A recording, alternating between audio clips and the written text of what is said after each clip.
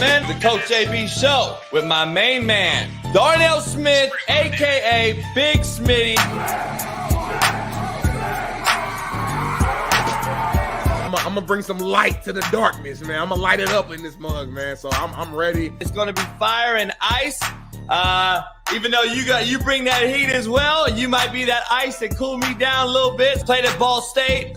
You've been at Fox Sports with great people around you. You've had Lil Wayne on your show. I respect the hell out of you to see that you're doing what you're doing and still doing what you're doing for real, the way you do it, man. From day one, you had the same enthusiasm. You keep the same enthusiasm, and it's fucking contagious. We're about to give them this fire and ice. The Coach JB Show with Big Smitty.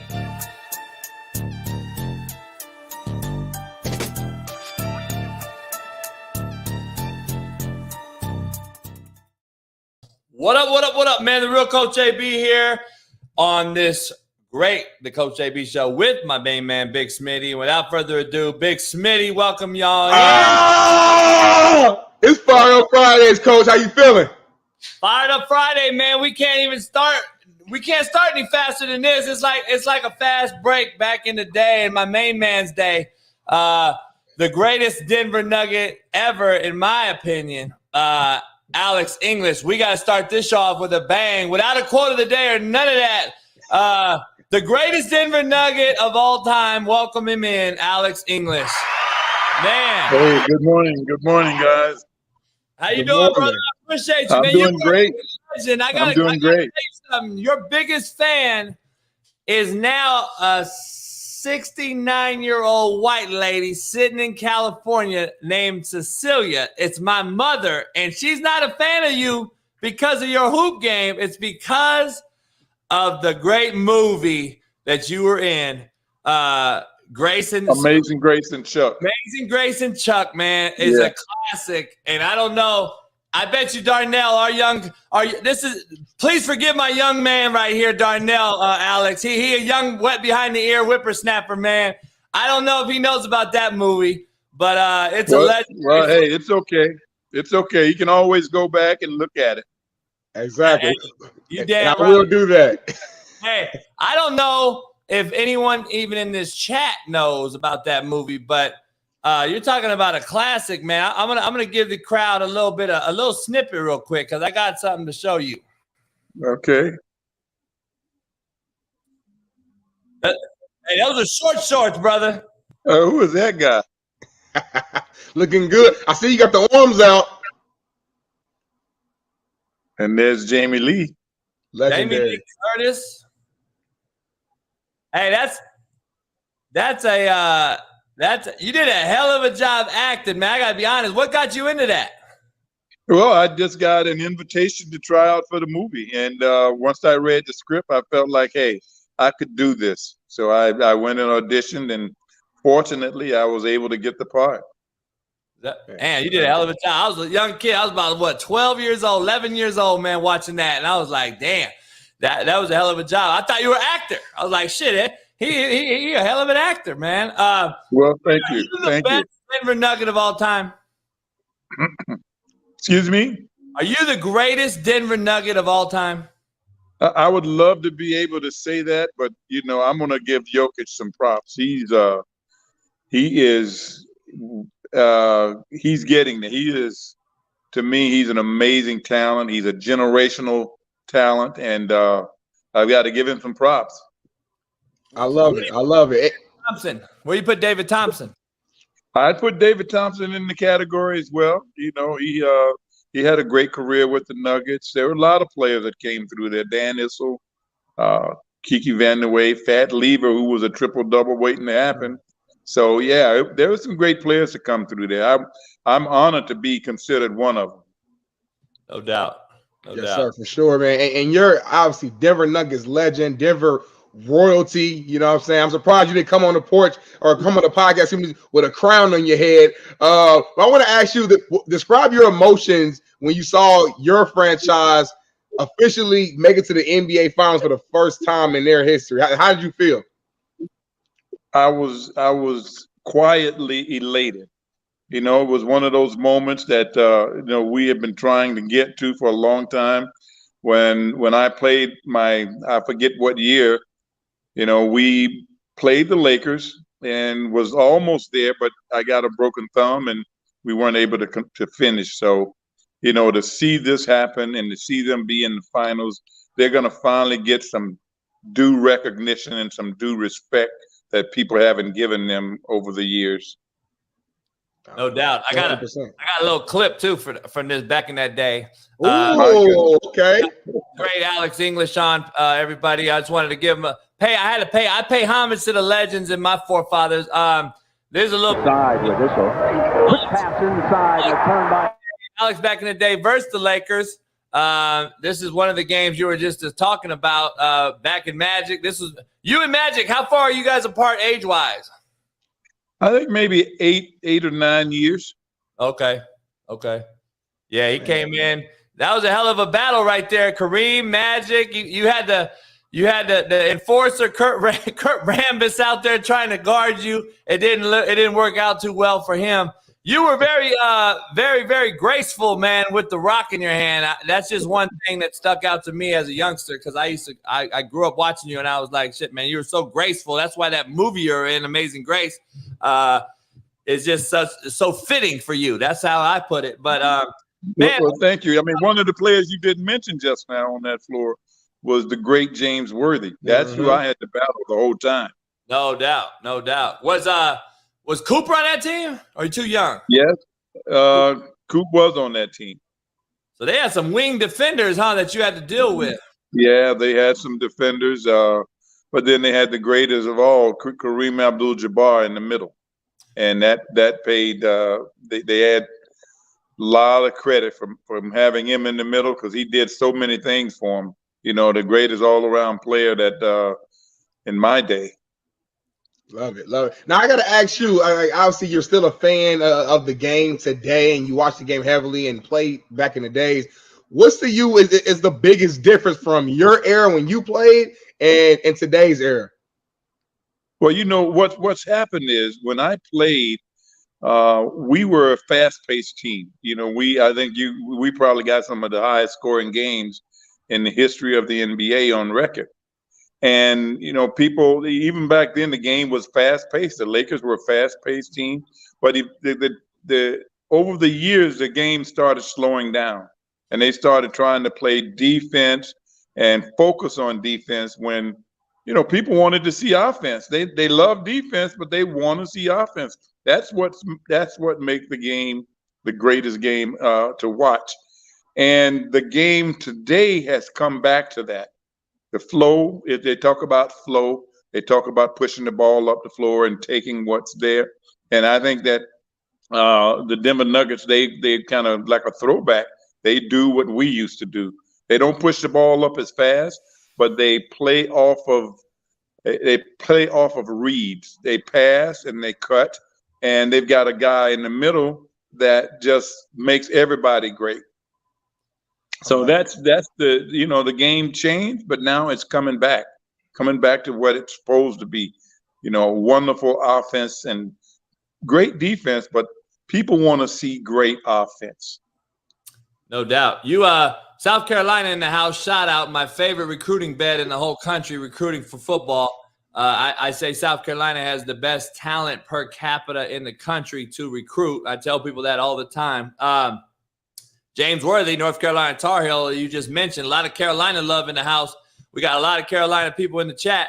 Let me ask you something, Alex. You growing up in that era, obviously we got a young man out here, John Morant, who's from South Carolina as well. And I happen to know a guy that was around him in his AAU days and all that stuff. What's your take on that right now, that young man situation? What's going on with him and can it be fixed or is he just a waste of talent, which we all hate to see?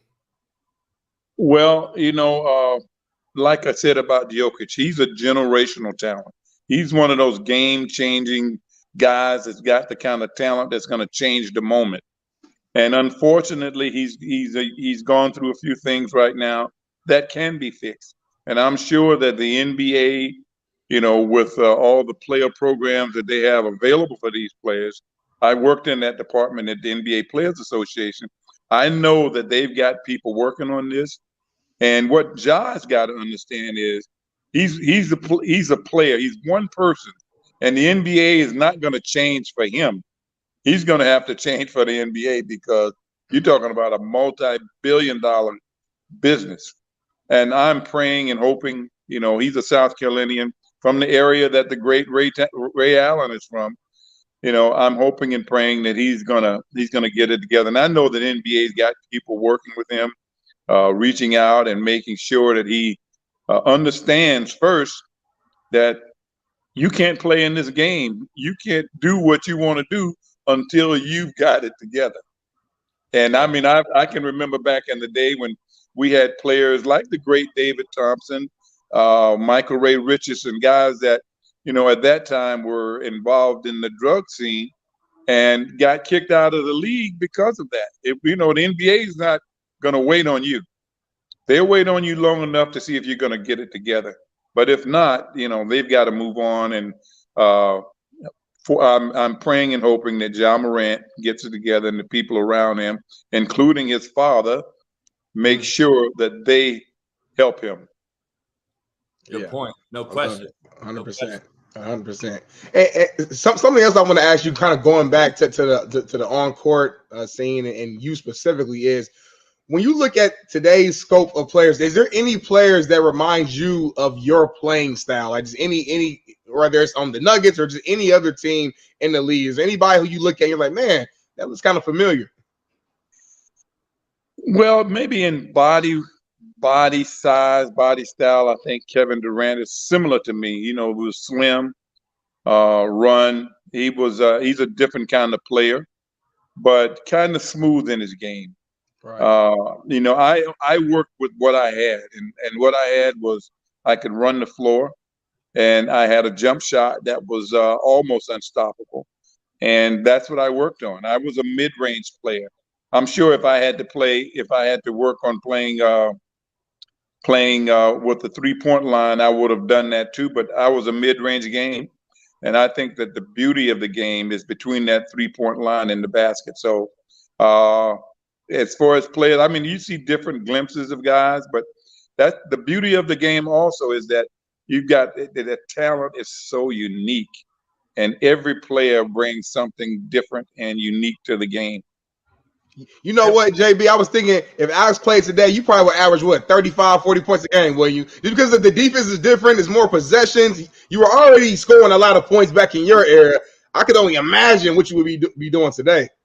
Well, I would have had to have added a three-point shot to my repertoire, and that would have made a difference as well. 100%. No doubt. Alex, we all can get back into comparing apples and oranges. Everyone wants to say this era was the greatest.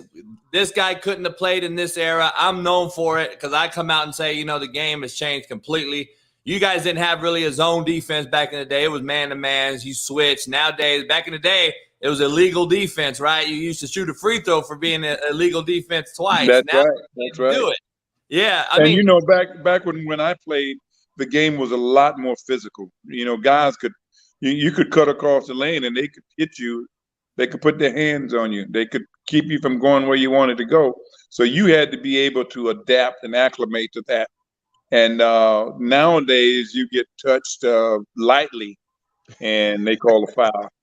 I don't know if a lot of the guys that play today would be able to take the kind of brutality that we went through. The players like John, or what's his name, played with New Jersey. Simmons? No. He was a point guard. But anyway, there were guys, Ricky Sobers, Rodney McCray, Mark Ivoroni, Maurice Lucas, guys that I had to deal with that were just like, okay, you coming this way, young fella, you just better be prepared to get a bruise. Hey, that's what I used to love. I used to like that era, man. I thought you were more rewarded when you you got to the house and you won the game, and you're like, man, I'm beat up, and this is the feeling we should have for our putting in this work. It's competitive, but nowadays everything is a damn review. I got to go watch a 10-minute review on a flagrant one, which is your day was a common foul. That's right. So And you know, the other thing about the game when I played, we would play. I can remember playing 5 games in 6 days. We had a back-to-back, a day off, and then a back-to-back, without having the flights that would get you out after the game, and you know, the type of you know, pampering that they get today, the luxury that they, and I'm all for it.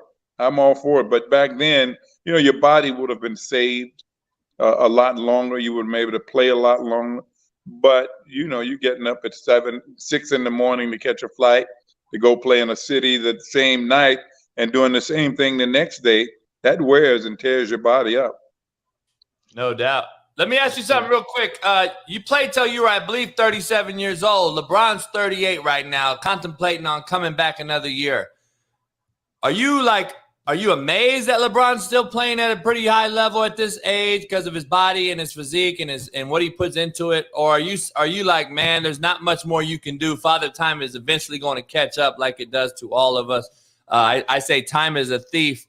What do you say about this LeBron James thing? 38, still playing at a high level. And what is it like playing that long into this league? And especially 37 in your era was like playing football today. Yeah, I'm amazed. I commend LeBron James on the job he's done and admire him as well, because I know, you know, the rigorous part of the game that just tears your body down.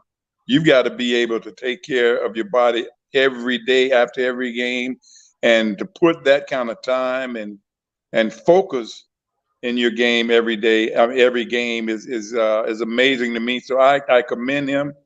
You know, he's done a great job, and at 38, you know, he's getting 25, 26 points a game, 8, 9 rebounds, assists, and probably could do more if he forced it on his team. But he's kind of acclimated to what he needs to be doing for his team today. No, 100%. And I'm gonna just ask you. It's Fire Up Fridays, is what me and JB like to call it. So we brought up LeBron. Fired Up Fridays, Alex. We talked about LeBron. I gotta ask you: Is he the greatest of all time? If anyone would know, you would know. I wouldn't know. JB wouldn't know, but you, OG, would know this answer. Is LeBron the greatest? He's one of the greatest. You know, I played with some of the great players, Michael Jordan. You know, I always look at Kareem Abdul-Jabbar and say, you know, what he does for the game, the way he played the game, he's the greatest to me. And I mean, Kobe Bryant, Michael Jordan, there's just been so many greats. But you look at Kareem Abdul-Jabbar, no one has duplicated the sky hook. Nobody's done what he's done. And I don't think you'll see that. So he's one of the greatest to me.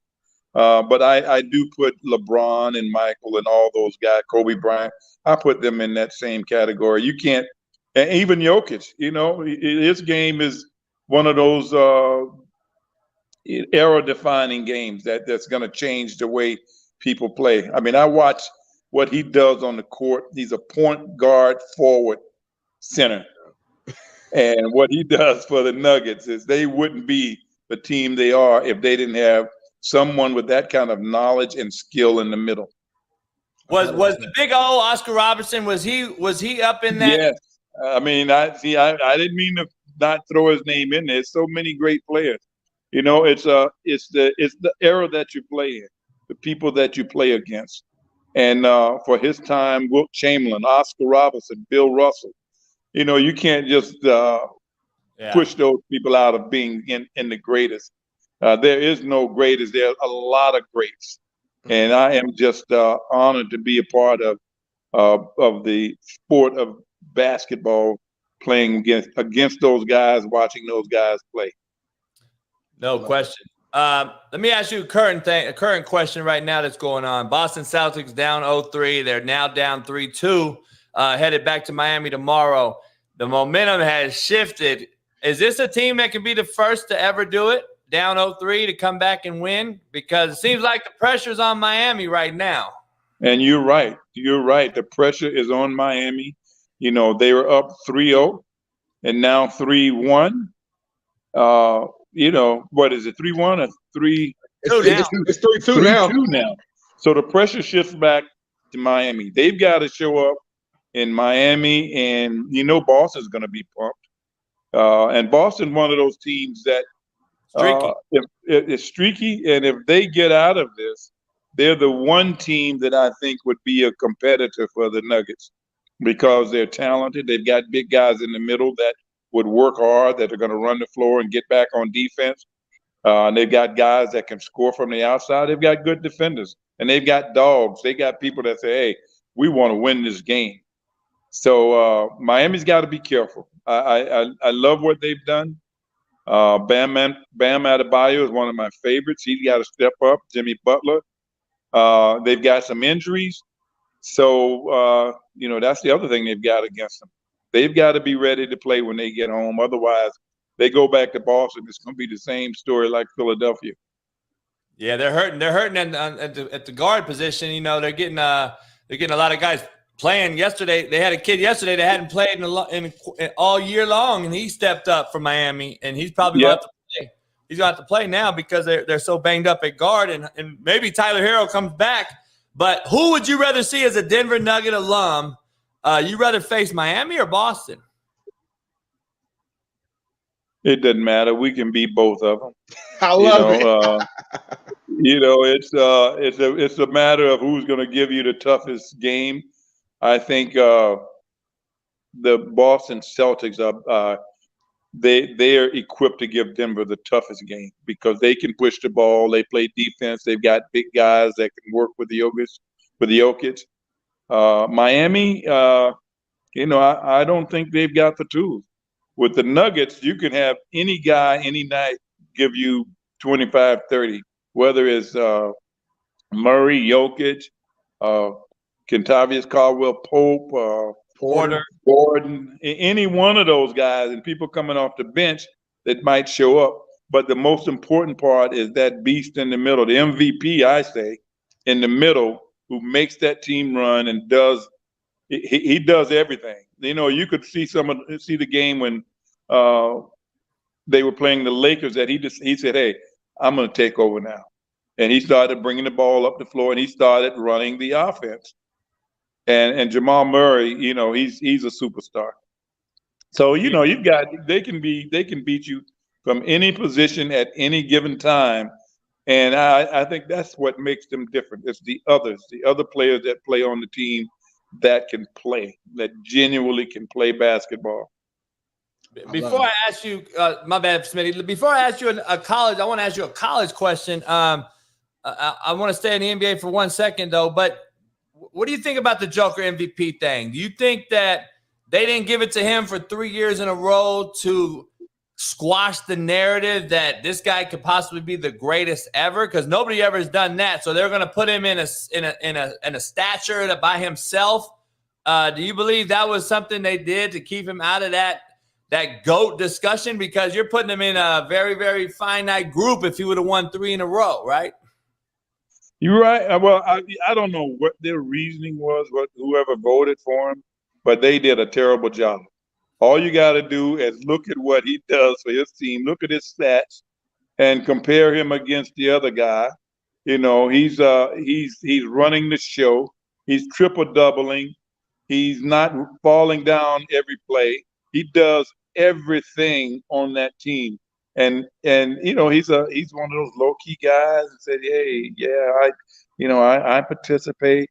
He gives his other team. He understands that his teammates are what makes him as good as he is, but he would be as good as that on any team. So I don't know what their reasoning was, but they made a big, huge, grand, monumental mistake. Hey, Mark Jackson didn't even vote for him, brother. Hey, I don't know what that was about, but he was the greatest player this year, and they I don't know what they were doing. Yeah. Hey, I'm curious. Do you think that people nowadays in this generation, and this is a different game, obviously, as we mentioned. Do you believe these cats are getting rewarded for actually being floppers, actually being soft? Because Joker don't flop, he don't sit out games, he don't load manage, and he's almost punished for it. You're right there. He doesn't do all those things. He's just a player. He just comes out and he's humble. He plays a game, and I know deep down inside he said, "Yeah, I'm a bad MF. I'm bad, but I ain't got to tell everybody. They can see it. I can show them with the way I play the game, and that's how he does it. And he should be rewarded for that. I don't care what the deal is, but if you feel like, well, maybe we should give it to somebody else. No, look at his stats. Look at what he does. They were the best team in the league all year. Look at what he does for his team. Everything. No doubt. Yeah, no that's question. true. For some reason, I don't know what it is. Just the entire year, like the media, even fans outside of the Denver market, everyone just didn't really give the Nuggets their just due, their credit. Even as the number one seed going to the playoffs, everyone just kept saying, I got to see it in the playoffs. So I get it. The last few years, Nuggets have been a good team, but fell short. But it's like at this point, you just said it. They've been the best team all year long. They've continued to show it. The Joker has continued to be the best player all year long. And I'm just happy that the whole world is seeing it now, because Denver's not the biggest market, as we all know. So now that they're playing these big games, I think we're all able to see it. And one thing I wanted to ask, now go ahead. I was gonna say it's always been that way. Even when I played, we were good. We won our division. We were in the Western Conference Finals, but nobody respected the Denver Nuggets. Nobody respected Alex English. They didn't know what they did on the court because there wasn't a market there. But now that they get an opportunity to see, and they're showing them that we are the best team. So I'm glad that they're there. I'm happy they're there, and I know we're going to do great. Let me ask you this real quick. What does winning a championship do for the Joker's legacy? Because me and JB, we've been having this argument all week long.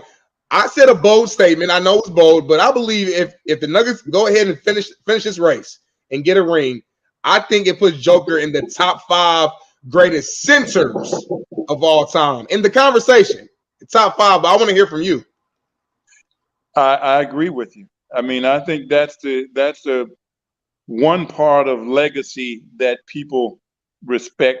Oh, he won a championship. I think if I could have been on a championship team, I might have gotten more respect as a player. But I think that's the one thing that's going to just solidify Joker as one of the greatest players to play the game. So I'm praying. But if he doesn't win it, he's a hell of a player. Do you as we get out of here, man, we can't thank you enough for coming on here. But let me ask you a college question. Alex English, legendary Denver Nugget NBA Hall of Fame player. Let me ask you this, Alex. My good friend's a college basketball coach right now. You know him. He was the head coach at South Carolina, Frank Martin. He's now at UMass. He recruits the hell out of that area, and we're in a transfer portal era right now. What is your take on this transfer portal? Cats leaving. People make fun of it, and they smell it. I don't care for it. I don't care for it. I don't like it at all, because there is no dedication to team. When I played, you came and you were a Gamecock. You stayed there, and you played, and you had loyalty. Now there's no loyalty. Players say, okay, well, I don't like the coach. I don't like that I'm not playing, so I'm going to jump in the transfer portal. And then they're able to go and play right away. I don't like that. If you're gonna transfer, punish them. Make them wait and sit out a year or so. Yes. I'm not a big fan of the portal, but for some players, from some teams, it's been great. Yeah, I agree. I just think loyalty, everything about the team, like you said, is just gone. As a former coach and a coach my whole life and a player, I mean, this is football is no longer. How do you build camaraderie? How do you build camaraderie when you got people coming in and out? Every semester, Alex. Every semester. Yeah, you That's got new crazy. team. I don't dig it either, man. I don't dig. What do you got going on right now, Alex? What's going on next for you? You got anything in the fire? Or are you doing things every day, or what do you got? What do you got going? Well, I've got a foundation here. I do a basketball camp. I do a celebrity golf tournament here. I serve on the University of South Carolina Board of Trustees and a businessman. So I've got a few things going on. My basketball camp, if I get a chance to plug it, is at the end of July. And I have a celebrity golf tournament, which is at the October 30th. So I'm looking for celebrities to come play. You guys come on down and play. Send me a team to play, and we raise money for a lot of good charities. When is the golf tournament? October 30th in Columbia, South Carolina at the Cobblestone Golf Course. Columbia. All right. And boom. And then where's your foundation? It's Let's Share Foundation. It's here in Columbia as well. Let's Share Foundation. And then can anyone donate to that, or how do they find you? Yeah, well, the Let's Share Foundation, you can donate to Let's Share. I can send you a link to it, but you can probably find it on letssharefoundation.com or alexenglishbasketballcamp.com. Letssharefoundation.com and then Alex English. I'm going to put it all in here for the chat. alexenglishbasketball.com. Alex English basketball camp, basketball skills camp. And then the Alex English celebrity golf tournament. Got you. I'm putting it on the ticker down here so everybody can see, follow it, and go check it out. Let me see here. Yeah, we have at the golf tournament, we have some great celebrities, Too Tall Jones, Ralph Sampson, Bobby Dandridge, Johnny Davis, Fat Lever, Sterling Sharp, Arrow Green, some of the great sports celebrities out there. And maybe a couple of Hootie and the Blowfish guys. Ooh. Okay. Hey, I got to come out there. I love South Carolina. My good friend is Pat Perez. He's he's out that way right now. He's on the Live Golf Tournament. He left the PGA. He's one of those guys that left the PGA. A lot of those guys left now. They're on that Live making buku money. So, I mean, it is what it is, right? But they're out your way this weekend. I think they're in they're not your way, but they're in D.C., I want to say, starting today and tomorrow. So I'm around these golfers all the time, man. So it'd be huge. I'll talk to him, see what we could do, man. I'd love to come out there. Appreciate it. Appreciate you guys. Thank you. Hey, thanks for coming on, Alex. Alex. You. It's an honor. Okay. Bye-bye. Alex English, everybody. Much love. Appreciate him jumping on right out the gate. We didn't get the quote of the day in or nothing. Make sure you guys check him out. It's on the ticker below. The legendary Alex English, Let's Share Foundation.com and Alex English Basketball Skills Camp.com. Check it out and get into it. Without further ado, though, we're right into it. Big Smitty, we got a loaded show for you this morning. Get straight to it. We got your main man joining us. This man right here, Sheldon Day. Without further ado, let's pop him in. Sheldon, what up, brother? I appreciate you joining us, man. My guy. I'm happy to be here. I see y'all rocking early in the morning. Come on. I love it. Let's go. Hey, man, early bird get the worm. I'm still coaching around this motherfucker. You know what I'm saying? I fuck with it. Yeah. How you doing, my guy? You doing? Man, I'm blessed on this Friday. It's Memorial Day weekend. Come on now. You can't get much better than that. I'm tapping in with y'all. Come on. It's about to be a great weekend. Were you at home? Or you in OTAs? Where you at? Man, so I just left OTAs yesterday. Had a crazy practice. We got her running and stuff. So I guess let's talk about OTAs in a little bit. But I just got back to the crib, Indianapolis. Got some property that I got to look at today. A big time real estate investor. So just trying to wrap my mind about what it looks like for me after the game. So trying to prepare for that type of stuff. So hey, stay ready. You ain't got to get ready, brother. Come on now. 100%. And you brought up Indianapolis off the rip. I was going to wait for this, but since you brought it up, me and JB had a quick argument the other day about, I think, some of the best athletes or the best high school athletes. And I brought up that Warren Central, our senior year, against JB's his senior year, if somehow we could have both been in our prom and played against each other, we would have given him that work. I want to hear from you, though, because he already believed me. He think I'm out here, you know what I mean, over-exaggerate. Can you please talk to him about how legendary Dub C is? I know. I recruited it. I know how good they are, but Remember, dog, when I was under the pile, I was grabbing your fucking nuts, grabbing your eyelids. I'll rip your face off. Y'all don't know how to play like that no more, dog. Come on now. I don't know. We was probably that last era that was doing that type of stuff, the eye gouging and all that. Hey, Hell baby, yeah. we come from the streets. Like, you go get it Hell out the mud regardless. So I don't know. I don't know where you're from, but I don't think it don't even matter. He's from Cali. He's a Cali guy. Palm trees, oceans. Hey, you know damn well. Hey, Sheldon, there ain't no palm trees in Compton, homeboy. Hey, don't get it twisted. But let me ask you this, Sheldon. I love you said that shit because that is the era that's missing, in my opinion. We used to play that way and still hug and dap it up after the game, though. Yeah. Like nowadays, you couldn't do that shit. You'd be talking about nowadays instead of you wouldn't be sharing no jerseys every goddamn game. Come on now. Come on. Yeah. Right now, I feel like everybody's trying to be a brotherhood, and it's like no true rivalries anymore. It's like, oh, like, yeah, we play those guys. Oh, but back in the days, it's like, we hate you. Like, we don't like the fact that you're coming to our home field is disrespectful. Yeah. So, yeah, I think we are missing that in today's game. Yeah, we don't. I don't know, man. We've lost that. I'm glad you said that. But, you know, what year is this for you? Entering what year? Year 8. Woo.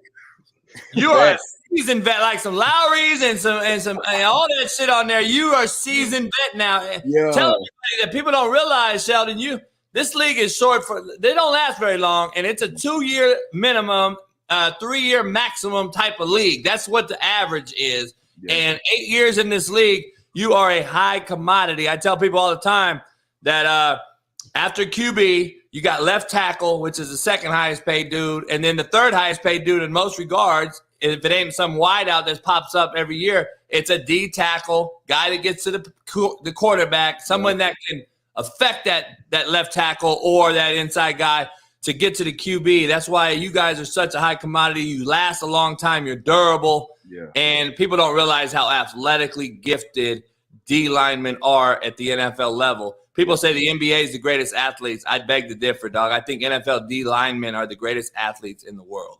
I would definitely agree. Only thing an NBA guy can do better than me is dunk, probably. I can't do no windmill in 360, but I can do something. You know, because they're probably 6'8" too. Right. Yeah. No, that is true, man. I do feel like the defensive line, specifically the defensive tackle position, doesn't get enough flowers, doesn't get enough love because the average fan don't really understand the nuance and stuff that's really going on on that field. All they think is that we're just running into each other. Like, they don't understand like the footwork, the hand placement, the reading. Like, people think that if you play D-line, you're just a big dummy. And it's like, no, it's a lot of smarts and technique and pre-snap reads that go into it. Kind of talk about that a little bit. I mean, you play at the highest level. Kind of break down to just some of the nuance, I would say, of the defensive tackle position. Yeah, so I would kind of like my rookie year, everything was just so fast. But now kind of being seasoned a little bit, like Coach JB says, like the game has slowed down dramatically for me. So I know if a angle of departure, I know most people don't know what that means. It's like the way the O-lineman moves. If the head turns sideways, I know I'm getting a reach or an outside zone. So just like the slow downness of the game and how you start to develop your mind and how do you learn the game of football. I know if somebody's coming straight at me, it's probably a direct run. I know if he tries to shimmy out, it's probably a trap. Little things like that where you start reading different things. Like it got to the point where I'm reading helmet screws and not seeing the whole field, things like that. So it's really trying to make the game as small as you can so that you can play as fast as you can. So I think like that's a gem that I learned early on from a guy named Derek Marks. He was like my old head, my rookie year. He just helped me so much, just understand the game of football, trying to slow everything down. So no doubt. Man, my guy in the chat here, he said corners are the most athletic. I said, you got it really fucked up. Tripping. Let me ask you this. Aaron Rodgers' departure goes to the Jets. Basically leaves that conference kind of wide open, even though y'all beat them last year anyway. It didn't matter. You don't think that way as a player. You're competitive. You don't care who you're playing against. Yeah. But has it really gave anyone an opportunity to think about like, hey, man, this shit is for the taking now. It is our shit to lose. And Detroit's on the rise. You got the young Justin Fields over there in Chicago trying to make moves. It's a competitive league regardless of what division you're in, who you play every week. They put their pants on one leg at a time. You all get a check every 2 weeks, the same as everyone else. Yeah.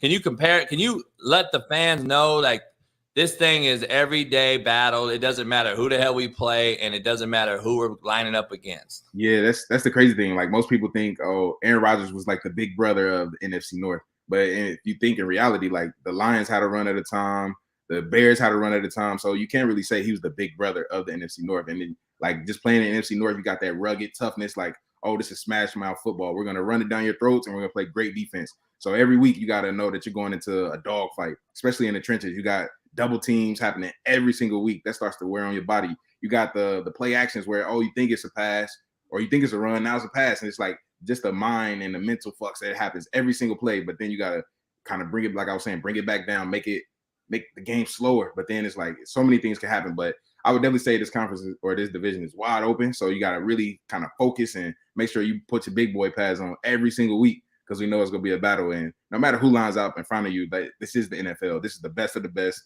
Cream de la creme. So it's like, okay, like this guy, he gets a check too. I get a check, but his check might be more than mine. My check might be more than his. But at the end of the day, he is in the NFL for a reason. So you better bring your big boy pass. No question. That's real, man. And talking about this upcoming season and focusing on the NFC, on paper, I feel like it's like a handful of teams on the NFC side to me that are true contenders. I think obviously you got to put Philly out there. Went to the Super Bowl last year. You got to put the Cowboys on there. I know every single year the Cowboys seem the Cowboy, but on paper, man, it's a very talented team. Yeah. But then you got to put the Vikings on there. You guys had a really good season overall last year. Obviously fell short in the playoffs, but do you feel like that you guys could seriously go on a deep run and possibly even make it to the big game this year? I definitely do. We hired Coach Flores this year. Great defensive mind, just being around him and his infectious spirit to really lock into the details and make sure that every little detail is done to the highest ability. So I think like having that as your leader on defense really changes everything. So I definitely think we can make a run, but also just that we didn't lose that many pieces. Like we kind of replaced, but there wasn't really a loss at any position. So we're really trying to reload and really use last year as an experience. And now we know, oh, well, we can win the close games, or we can do this. And now we just building off of that and really try to make this deep run and really kind of build off of last year and really make sure that we finish it this year and not really fall short. Hey, you're on record. I understand you talking about one of your favorite teammates is one of the kid I raised and grew up with, or coaching him and his brother Richard Sherman. Of course. You didn't know that, huh? See what I'm saying? So Richard's brother actually. So here it is. One of my best friends who coached with me for a long time was his head coach in high school, Keith Donnerson. So the Donnerson family is notorious in Compton, and so Keith's coached with me forever. And Richard growing up in Compton, even when he was with the Seahawks, his daddy was still working 9 to 5 for a long time, right? Yeah. People don't realize that he used to roll around Compton in a Seahawks wrapped truck. And his daddy did. But anyway, what is it like with Richard off the field? And do you believe Richard's one of the all-time greatest corners to ever play that's kind of undervalued? I'll start off the field. Rich is probably the best human being you'll ever meet. He pours into individuals. I was lucky to play with him as he was kind of getting more seasoned, I would say. So he was really trying to share his knowledge with the young players, trying to help us off the field and like, hey, take your finances serious. Hey, do this, and really trying to put us on game outside of the game of football, which I absolutely love. And he kind of took me under his wing to learn about the business and things like that, learn about private equity and getting in investment deals and like, how do you leverage your name to get in these type of deals? And I never thought I could do that. But now learning from him and being associated with him, you get things and opportunities presented in front of you, which just crazy. But Sherm on the field, one of the most technically sound, smart players I've ever been around. So this is a selfish plug. I used to play wide receiver on scout team in front of Sherm. And I used to give him a little wiggle, but like he could tell by my alignment what routes I could run. He's like, look, Shell, like I know you can only do this and this. I'm like, how you know that? He's like, oh, well, based on the splits, based on the formation, based on this, I know tendencies and things like that. So when you can shrink the game all the way down, and I know you can only got 2 routes out of the entire route tree based off of formation, it changes everything. Now you can look at the quarterback because you know, oh, he's going to go run an in or he's going to run a post. And remember, he's an offensive guy from jump. He used to play all, he beat USC on a fade ball. Right. Hey, that's his moment of glory. He's like, I was a wide receiver. I got hands. I'm like, you don't got no hands. I'll strap you right now, big dog. What's up? So it's like, I don't know, Sherman just a great dude, man. His energy is infectious, smart, caring, like one of the best guys I've ever been around for sure. Hey, I got a question. I know Smitty has a lot. You guys are boys. You grew up together. And Notre Dame alum, obviously. I coach a guy named Kevin Olson. His brother Greg Olson first went to Notre Dame. Yep. He said that the dorms were worse than Independence Community College in Kansas.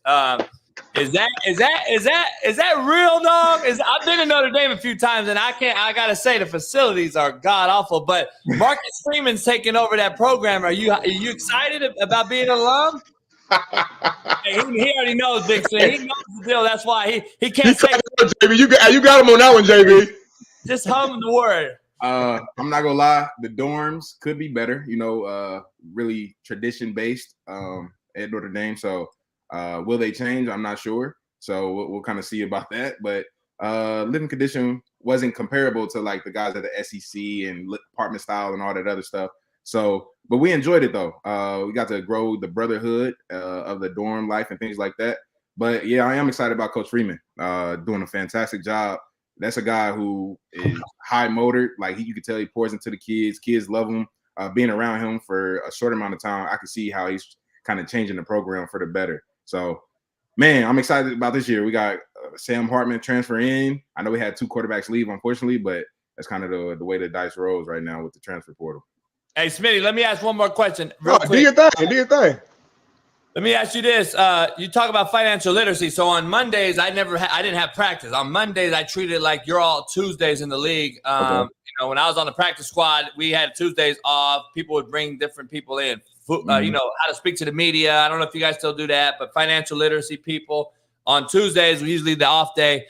So I treated the college like the Monday. So we would do our thing Sunday after the game, Saturday. Mondays, we'd do study hall, and then we'd review the scouting report for the week. But we also I'd bring in a speaker or somebody. Mm-hmm. Eddie George is now head coach in HBCU, obviously. And I talk to Eddie all the time, but he's a financial literacy, handles a lot of big accounts. One of the big ones is the owner of the Sacramento Kings. We talk all the time. Tell these cats how important it is, especially for inner city youth. That's what I used to make sure that I touched on with the kids at Indy from all over the country, in the world, actually. I used to bring somebody in all the time, talk about it. Fuck buying Jordans. Take your ass and put money in an IRA or a savings or some shit like that. So people don't understand this. And, when you come from nothing, it's easy to see a little piece of gold, a piece of silver or something and say, damn, I never seen it, never had it. I want to touch it. But how the discipline that goes into that for young cats that have at least money on the horizon or have money in their pocket currently, how hard is that to digest?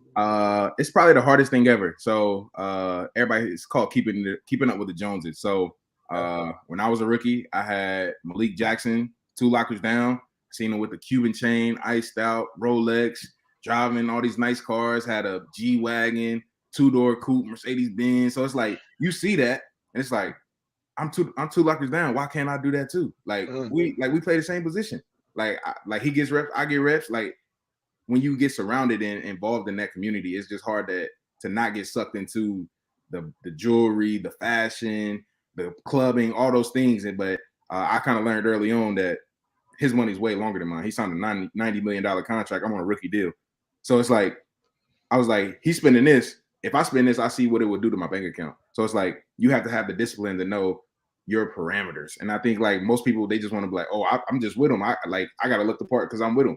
But no, you got to be yourself. You got to have enough maturity to say, hey, I'm not him. I can do this, but like not right now. So I think that's what I learned. And then kind of my financial literacy journey, I saw an undrafted free agent doing stuff that a vet was doing who had millions of dollars in his account. And I kind of started a company around like, how do you change the perception and the narrative of financial literacy when it comes to athletes? And how do we go beyond that and advance our financial literacy? Hey, it's funny you say that because you said the exact same shit I used to do. We'd be on trains back in the day. We'd try to play geographically located teams. Like we played Colts and Indy if I was the Chiefs. We played Rams in St. Louis. Teams, Denver, you could take a train to. Yeah. And we'd be playing Madden. We'd be playing cards. And these cats, Sammy Knight, Tony Gonzalez, these motherfuckers will play your ass and milk your ass. And we're over there and I'm whipping their ass in the Madden and they're talking about, all right, dog, now it's 5 racks a game. And I'm like, what? Motherfucker, you trying to play me? You ain't trying to. You got long bread. I got $500 in my pocket. You know what I'm saying? They will fucking with you and they'll teach you a lesson. Kobe used to do that in the NBA to the rookies all the time. Yeah. I mean, careful. God, it's true because I didn't see a card game get up to about 50 racks and just right there on the floor. Like, how did y'all get here? And this is in 2001, dog. Think about it.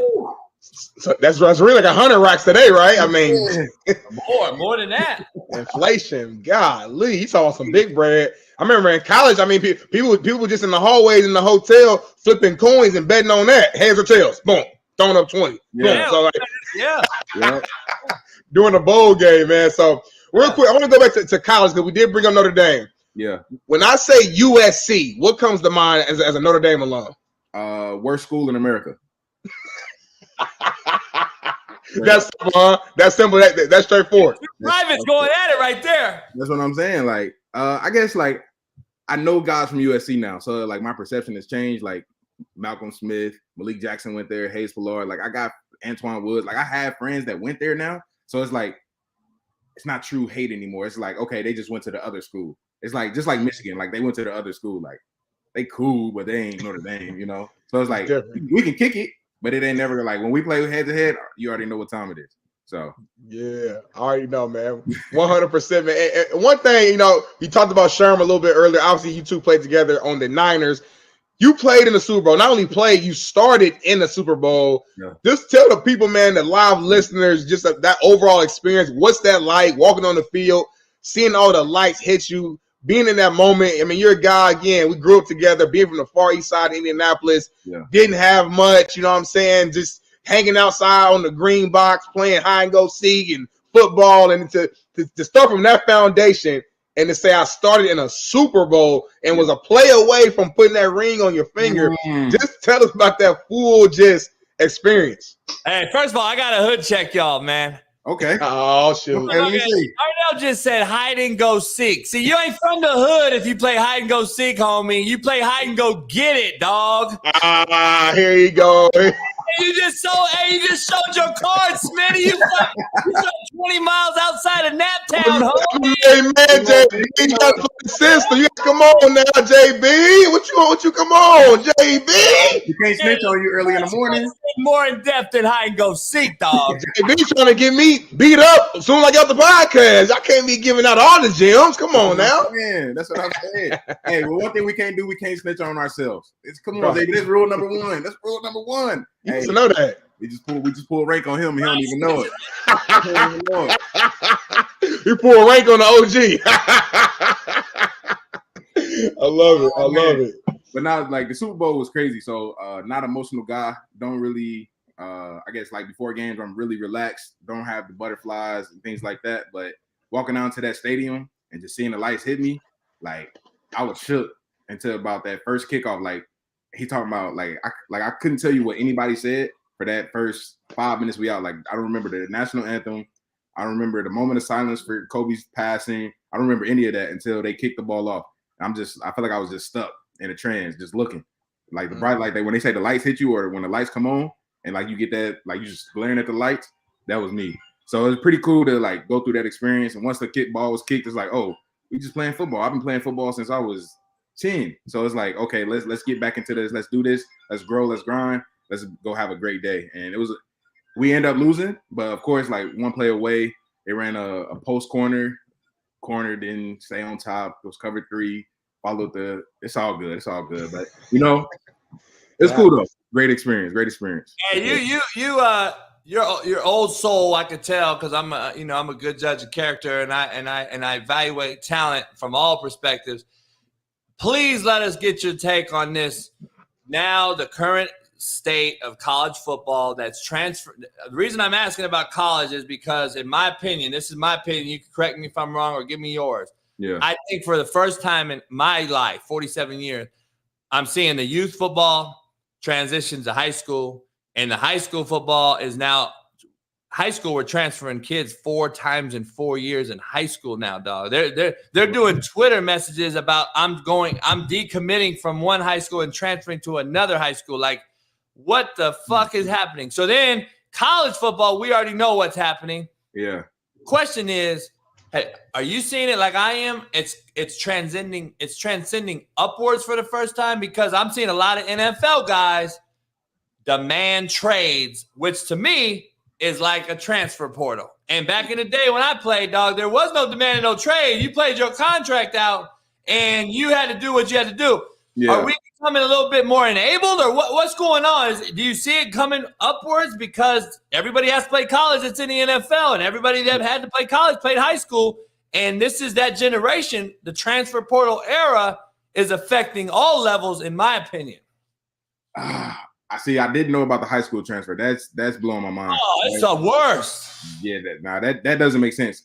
I kind of touched on the college. So I had an experience where my D-line coach transitioned to another position, and they were bringing in a D-line coach that I had a bad experience during the recruiting process.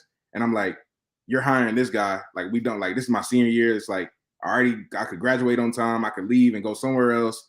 But me and him didn't have the best relationship coming in. So it's like, why would I stay and spend my senior year, the last year I could play college football with this guy, when I could go transfer and play somewhere else and have a chance of playing for a national title. So like that, I understand. It's like, okay, well, you promised me one thing, I work for it, I do what you say, and then you still change it. Like if a coach leaves, yeah, you should transfer. If a person that you built a great relationship with, whether that's the player engagement guy or anything like that, if they leave and they go take another opportunity and they want to bring you with you, I think that's cool. But like these kids not grinding through the obstacles of college football, like, oh, I'm not starting. Oh, I didn't get enough playing time. Oh, I got playing time, but you brought in somebody to compete with me. I can't believe you did that. So it's kind of softening our world mentality, because now it's instant gratification. Like, I need this right now, when you need to start working for stuff. Because when you get to the real world, the job's not going to give you a promotion right now. Like, you got to come in, start from the bottom, work your way up. Just because you work your way up, and if you feel like you deserve a pay raise, go talk to them about a pay raise and ask them why you didn't. What measurables do you need to hit? Things like that. So college athletics is a whole nother world. But when it comes to the league, I think it is becoming a free-for-all. Like, now everybody's starting to understand, like, I have to put myself before the team, because the team will replace me with a young guy next year anyway. So it now comes to, like, how many dollars can I make while I'm in my prime? So I think the mentality of a person in the NFL or the NBA or whatever, they're saying, hey, like, this is my prime. I need to maximize my prime. And our next guest, Matt McChesney, 8-year NFL vet as well, O-line, D-lineman, played for the Jets and Broncos and Miami. He mentions that a lot. He talks about what you just mentioned. He's gung-ho for the kids to get the bag and all that, which I am too. Mm-hmm. But I kind of like what you just discussed too. Like, I don't know if, and he understands this, but like we disagree on a little bit, but like they don't understand the enabledness of it, as far as the ability to be able to enter the portal, get up out of there, and then transfer to another school without sitting out, like Alex English just mentioned before you. They're going to get hit in the mouth sooner or later, right? It's going to have to end, right? Yeah, it is. So how you feel about Dion and what he said to his kids that, like, I want you to enter the transfer portal and things like the coach is encouraging the transfer portal. How do you feel about that? Well, nowadays I love it, and I went on my own rant. The reason I love it is because it's no longer amateur football. It's no longer student athletes who we cater to. These are professional athletes now. Once you start making millions of dollars, and if you're going to tell me you can demand a trade, which is what they're doing in college, it's free agency without a return is what the transfer portal is, in my estimation, the best that I can put it. If you can leave and I don't get a return, then I believe it's professional football now, and you need to go out and go find your own way now, because there's 7,000 kids in a portal sitting there, and instead of going to JUCO, which used to be the transfer portal, now they're sitting in there, and I hate to say this word, but they're rotting, because there's only 131 Division I football playing schools. 7,000 kids ain't all getting scooped up. Yeah, that's a risk. And then you got kids coming in next year from high school, so it's just like a revolving door. So crazy. Hey, I'm gonna let our main man Darnell join us before Sheldon gets out of here, because this is a topic that Sheldon and Matt can talk about, because Matt is in this right and he works with CU, in specific Dion. So I think it'd be a great little banter. Matt, what up? Morning, gentlemen. How are you? Good. Good. Hey, good. What's going on? pointing. What's your answer to that? So I only heard the last 5-6 minutes of it, but look, I'm torn on this. The job that I do at 60 Football Academy is catered around the players. I'm here. I'm essentially their agent. Because this is another huge problem is college kids don't have agents. They don't have money managers. They don't have lawyers. They don't have a team behind them. They don't have a marketing person. They're just told like the NIL bag is like this bag that you're going to get. It's almost like the pot at the end of the fucking rainbow. Yeah. And what I've noticed is most guys aren't getting NIL money that are like multiple game starters and, big time players in college football. No one cares though. You're a grunt lineman or you're a linebacker with a helmet on. The quarterbacks and the flashy guys, the guys that are in the media are going to get the money. Everybody else is not. This is just the way it works. So this is how I feel about it. I mean, Coach JB and I have argued about this point, God knows how many times, but we always come back on the same side of the fence, even though we're yelling at each other. I want the kids to earn it, but in a circumstance where you don't have to anymore, what do you expect them to do? I mean, if the college football is going to set this up for them to be mercenaries, you can't get mad at a mercenary for acting like a merc when you've set them up to be one. So I just heard this, when you go in the transfer portal and there's 7,000 kids in there or so on and so forth.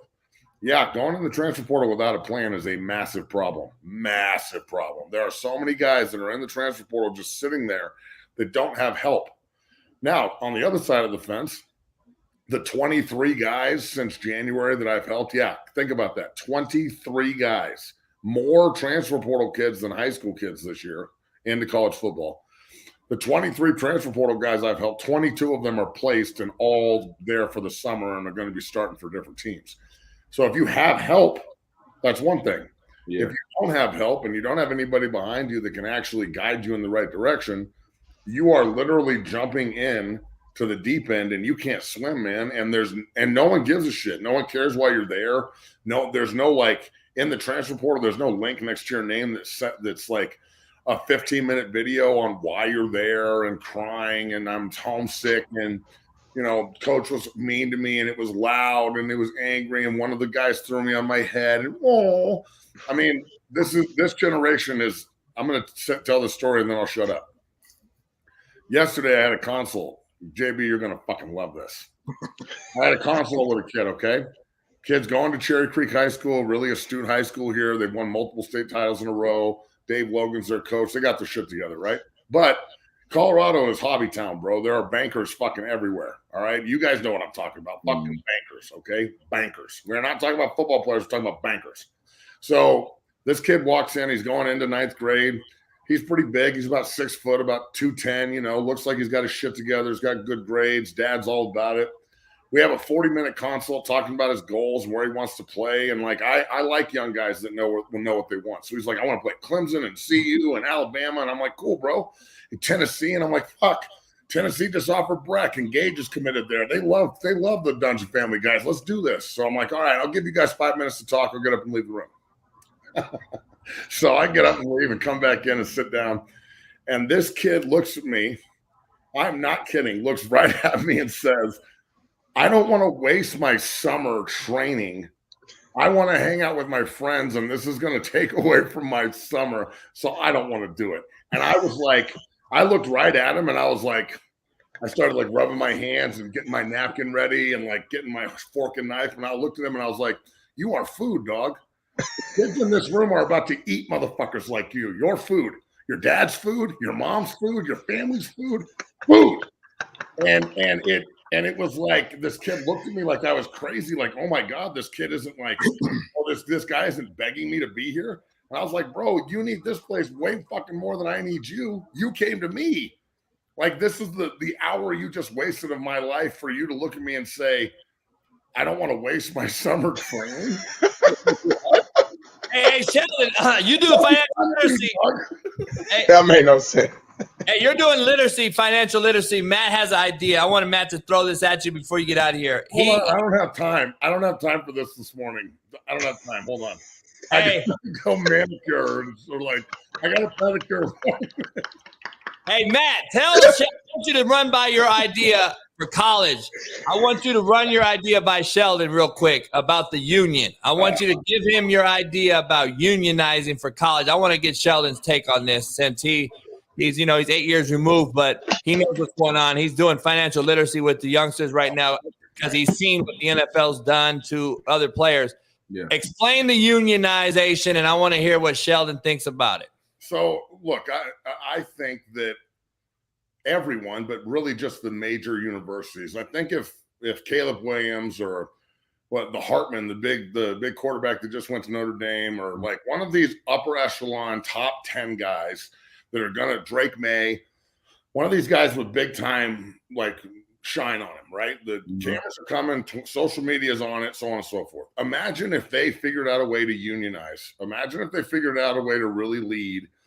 And players on opening weekend of this opening season, CU, TCU, Notre Dame, Ohio State, LSU, Florida State, so on and so forth, everyone just stops and just sits down in their pads and goes, look, until we have equal revenue sharing, until we get parts of the TV money, until I can hire an agent, until I can hire a money manager, until I can do everything that professional athletes do and all the assets that they have and all the tools they have to be successful, until I have until I have the ability to do all of that, I can't in my right mind give you everything. I can't give you the entire athlete you're asking for if the package behind me is not full.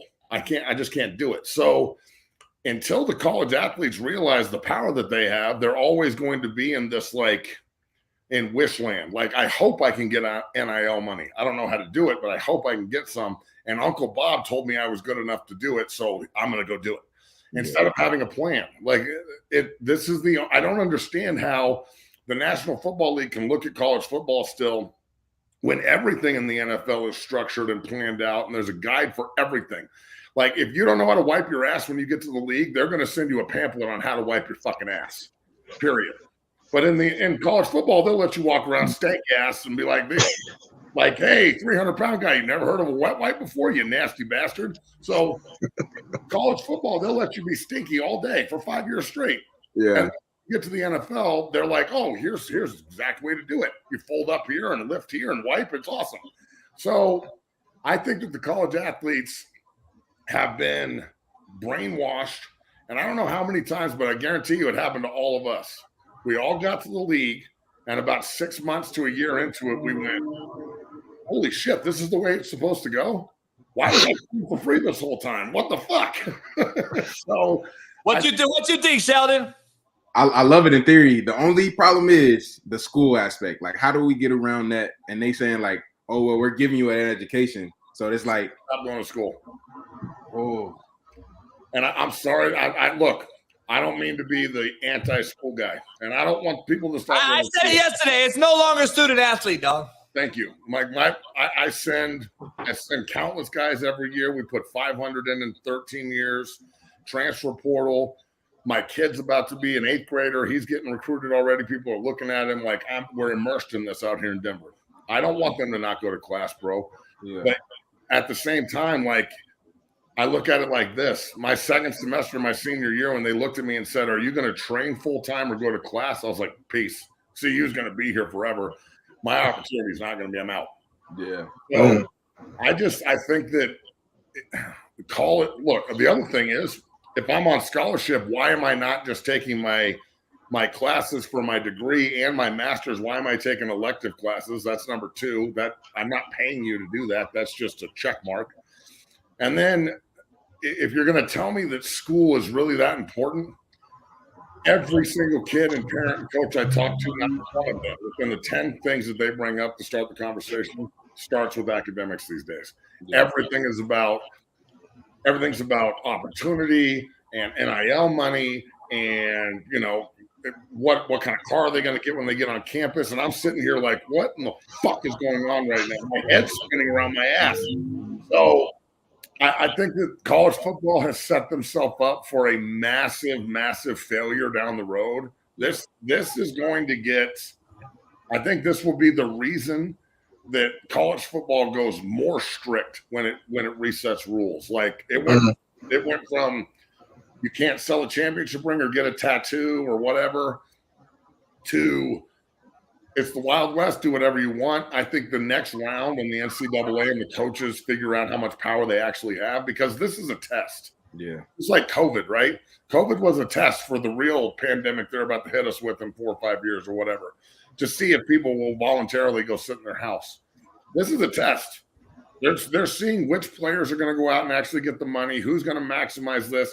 And all they're seeing is a bunch of children who can't operate without their mommy or daddy leading them into the room and introducing themselves because they don't know how to shake hands because they were raised on social media. Yeah. They They don't have connections for agents. They don't have connections for money managers. Point in case with Sheldon. I just think that it's a shot in the dark, and I hope it works out for everybody, but I just don't think it's going to. Yeah. Hey Matt, I'm gonna end with Sheldon on a video. I'm gonna remove you. I'll bring you right back. I appreciate you and Sheldon. I appreciate you meeting Matt if you don't know him already, and he's on our show. Matt, give me 1 minute. Hey Sheldon, I gotta end this thing, man, and appreciate you coming on, but I gotta end it with this banger right here. What's going on with this? Better this year than he was last year. Oh my God, that's so long ago, man. Oh man. What's going on with that, dog? What's going on? Hey, I don't think cats do that anymore. I don't think cats play like that anymore. Nah, they don't. They don't. So like the crazy thing is, like, this move wasn't meant for him. Like it was meant for Ronnie Stanley of the Baltimore Ravens. It was going into our senior year. He was like, "You'll never beat me, Sheldon.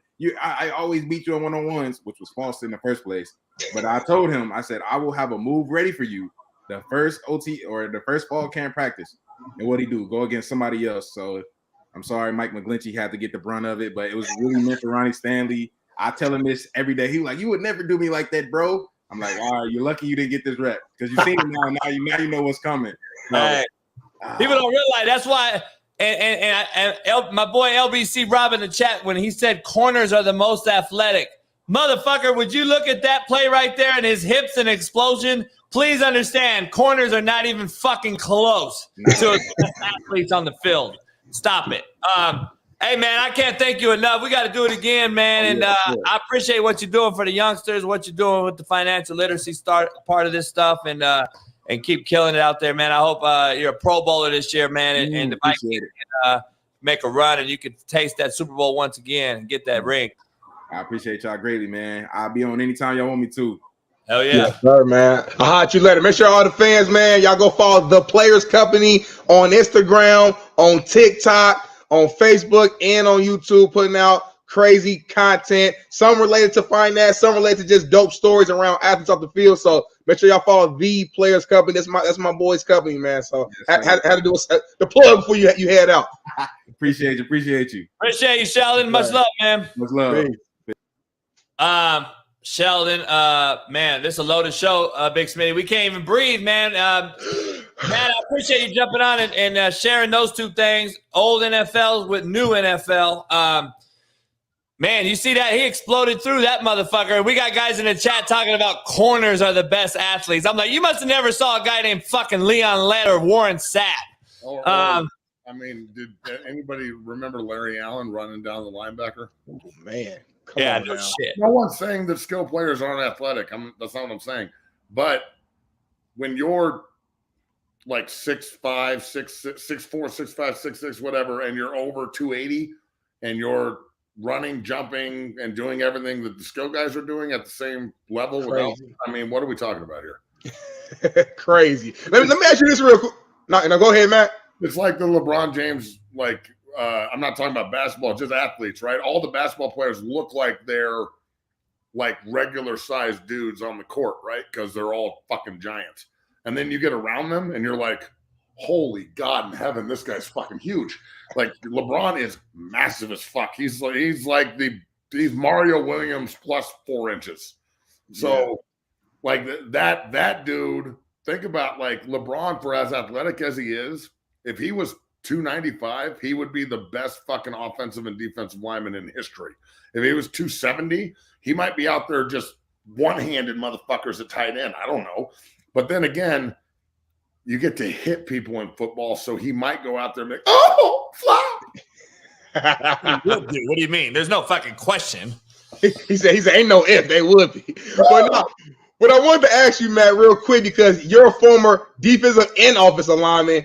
Tell me real quick, what's the top 5 toughest positions on the football field? The reason I bring this up, man, I feel like I argue with DBs all the time. I argue with, quarterbacks all the time. And I get it. Those are difficult positions. I'm not like trying to, put them down at all. But I feel like us linemen, specifically on the D-line side, we don't get enough love for the difficulty of the position. So I want to hear your top 5. Okay, so quarterback's the hardest position to play on the field. Agreed. And that I don't really think. I think it might be the hardest position to play in sports. It is. It's number 1. It's so much shit going on. Everybody's looking at you. If you fuck up, you're awful. And if you do good, everybody else is good, and you're just eh. Patrick Mahomes can't catch a fucking break, so God knows how you're supposed to be good at that position. So quarterback's number 1. I think left tackle, right tackle is probably number 2, dealing with literally the best athletes in the world at defensive end. Guys that are 6'4", 6'5", maybe longer, with 40-inch arms that can jump 40 inches and run 4.5, 4.6, maybe faster. That Dean kid from Georgia went 4.4 this year. Yeah. Well, once you teach a wild animal how to pass rush, the predator in him takes over, and the quarterback's food, like we just talked about. So I'd say that's number 2. Number 3, hardest position to play in the league, probably corner. But I'm not talking about like over the top help corners and nickel corners. I'm talking like being prime time, being Darrelle Revis, being a Rod Woodson, being a who else is locked down these days in the NFL? Just straight being a Sauce Gardner type, being one of those guys where they just say the other 10 are going to deal with them. You just lock him down. That shit's pretty tough. I say corner, and then 4 and 5. I'm going to say center is up there. I'm going to say center is there because of the mental. You've got to walk up, make all your calls, get everybody on the offensive line going. After playing defensive line for as long as I did, and then moving to offense, there's no way in hell I'm putting the defensive line in the top 5, dog. Damn! I was hoping you was gonna be on our side, man. Look, this is what defensive line was for me. What gap do I have? You have the B gap. Can I go inside on 2-way pass rush moves? Yeah, if you win. Cool. Here's the ball. Yes, coach. And that was it. So learning how to 2 gap and learning how to play the position correctly is tough. But, Dexter Manley couldn't fucking read, and he played for like 15 years, dog. So I hear you, man. You're good. Hey, here's my take. First of all, quarterback, this is all sports, by the way. Quarterback is clearly number 1, and I believe cornerback is clearly number 2 of all sports, the hardest to play. Now, number 3 to me is actually a baseball hitter, hitting a baseball. Hitting a baseball. Pitcher, dude. Pitcher is not as hard as hitting a baseball, in my opinion. Ask Otani. Hitting a ball is much harder than pitching a ball. No, I don't know about that. And then I got point guard, Smitty. I got point guard. And then I got it comes down to soccer goalie, hockey goalie, or a center in the NFL. I don't know which one is my number 5 yet. Because the center Matt will tell you, center has to make the calls and do all these other things. Matt, the center has to dictate the slide. The center has to do a lot in the NFL. People don't realize. So I count that. No, it sucks. There's no, and then this is the worst part. When you get stuck with a dumb fuck quarterback. So you're in this huddle and they're like, hey, close left, tight end ISO left, close bunch right. We're going to run Sally and then we're going to run Gator to the right. And if it's an under front, we're doing this. If it's over front, we're doing this. 60. Yeah, exactly my point. You walk up and he's like, and I'm like, hey, 57's the mic, Ray. And he's like, Omaha. And I'm like, fuck, it's on 2. If you're a dumb quarterback, I might let the defensive lineman by to just knock your fucking teeth out. Prove a point. I love it, man. Listen, I know I'm somewhat joking, but I do think defensive tackle is a little harder than just, hey, this is your gap. I do think some of the specific details of how to stay in that gap, the footwork, all of those details do play a role. But I agree with you guys. This is definitely not a top 5 position. Well, are you talking physically or mentally? I think it's everything. I think it's everything when you talk about the position. It's a combination of both. I mean, it's a fucking car accident every single play, first of all. If we're going to talk physically, I think maybe 3 technique is the hardest position on the field. Yes, I would agree. Double teams, like, oh my God. You have a good guard and a good tackle against you. That is a fucking long day. Long day. I was an undersized guy too, man. I'm in there fighting for my life trying to stay in that double team. So, man. Hey Matt, I gotta ask you something. Patrick Mahomes came out and he took my side. Contrary to belief. He came out and said his greatest top 5 quarterbacks of all time was Brady, Peyton Manning, Aaron Rodgers, Montana, and either Marino or Elway tied for the 5th spot. You agree? I agree that he's too smart to put himself on the list. Thank you. Come on, JB. You know he ain't gonna put himself on the list. Who's he put himself over though? Repeat it again. Brady, Peyton Manning, Aaron Rodgers, Joe Montana, and either Marino or Elway. Marino. He's the only one who doesn't have a ring, dog. I know, I get it, but not this soon, though, in my opinion. And I get it. You know, you're going to tell me Mahomes retires winning tomorrow.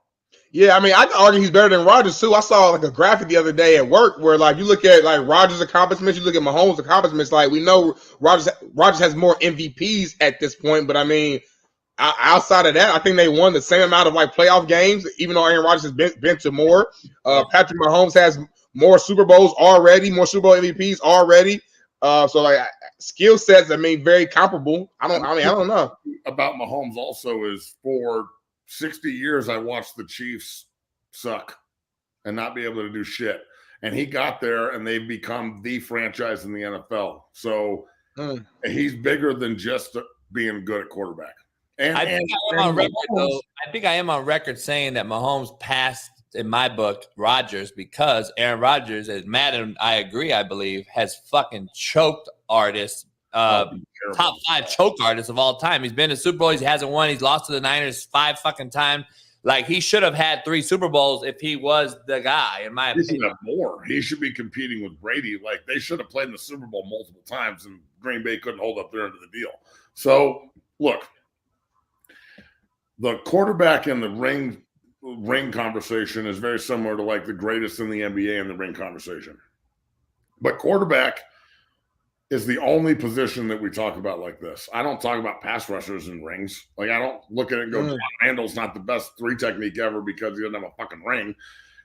It just is what it is. So, yes, I do think that too much onus is put on titles, and Marino was incredible. But if you're just going to give me a list with everybody on the list having rings and then one guy doesn't, that's going to be the easiest low-lying fruit for me to take to say why that guy shouldn't be on the list. But I have to like exclude Dan Marino. That sucks. I don't want to do that. He's kind of good. Just a little bit.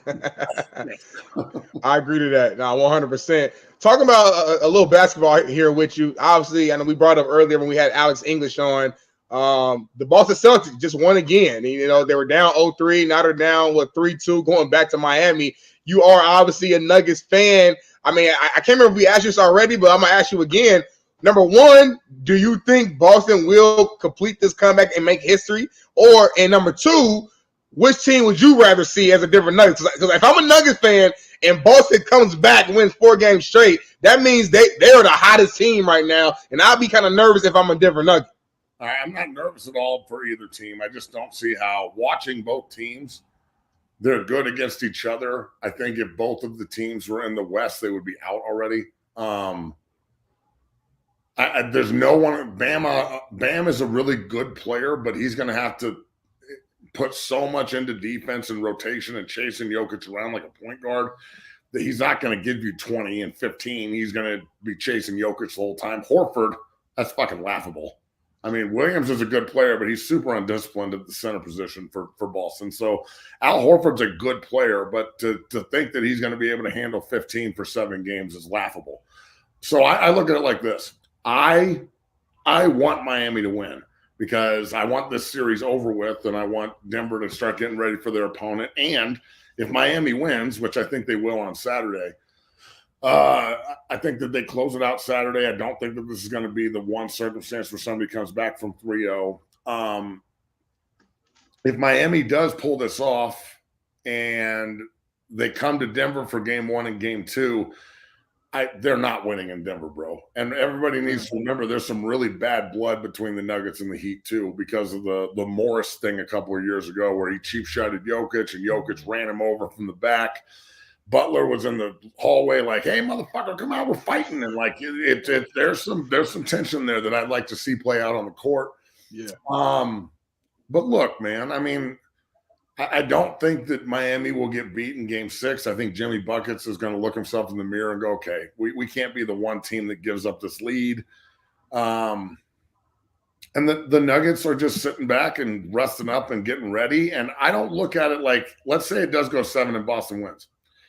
That means that the finals start next Thursday on the 1st, Thursday night.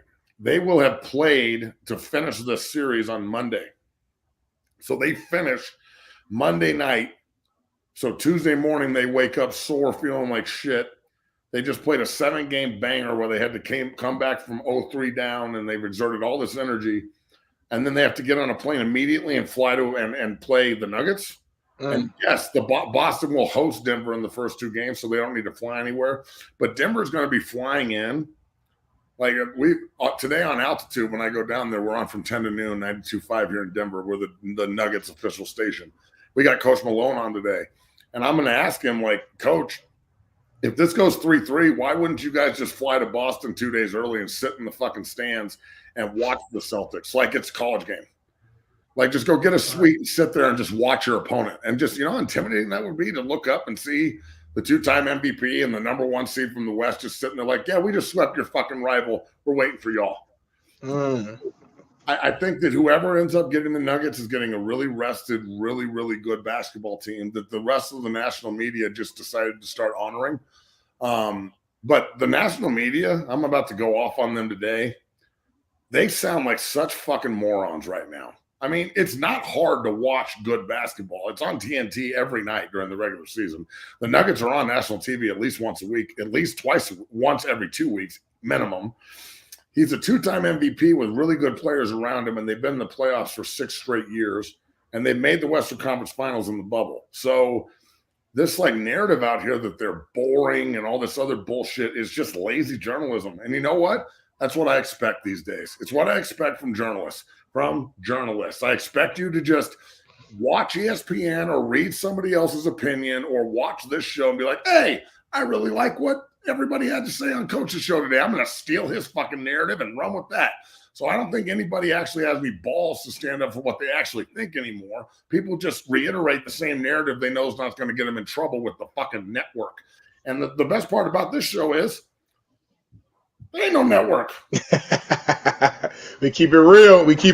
Nah, I love that, Matt, man. And I'm glad. I'm starting to feel so much smarter as an NBA, analyst, sports analyst, because me and JB, again, you've been on the show multiple times. Me and him, we disagree on the Joker, but now I've had the Denver Nuggets legend himself, Alex English, come on here and talk about how great Joker is and agree with me that he would be a top 5, or at least in the conversation of a top 5 center of all time if they do get a ring. Obviously, you're kind of in that same breath of that. Hey, if Joker gets a ring, you agree as well. So, like, I don't know, JB. It's like 3 against 1 right now. Are you starting to come to our side? I mean, talk to us. He's saying it to get clicks. Okay, he's clickbait. Okay, clickbait Brown. Yeah, well, everyone knows better than that, so we're not gonna get into that.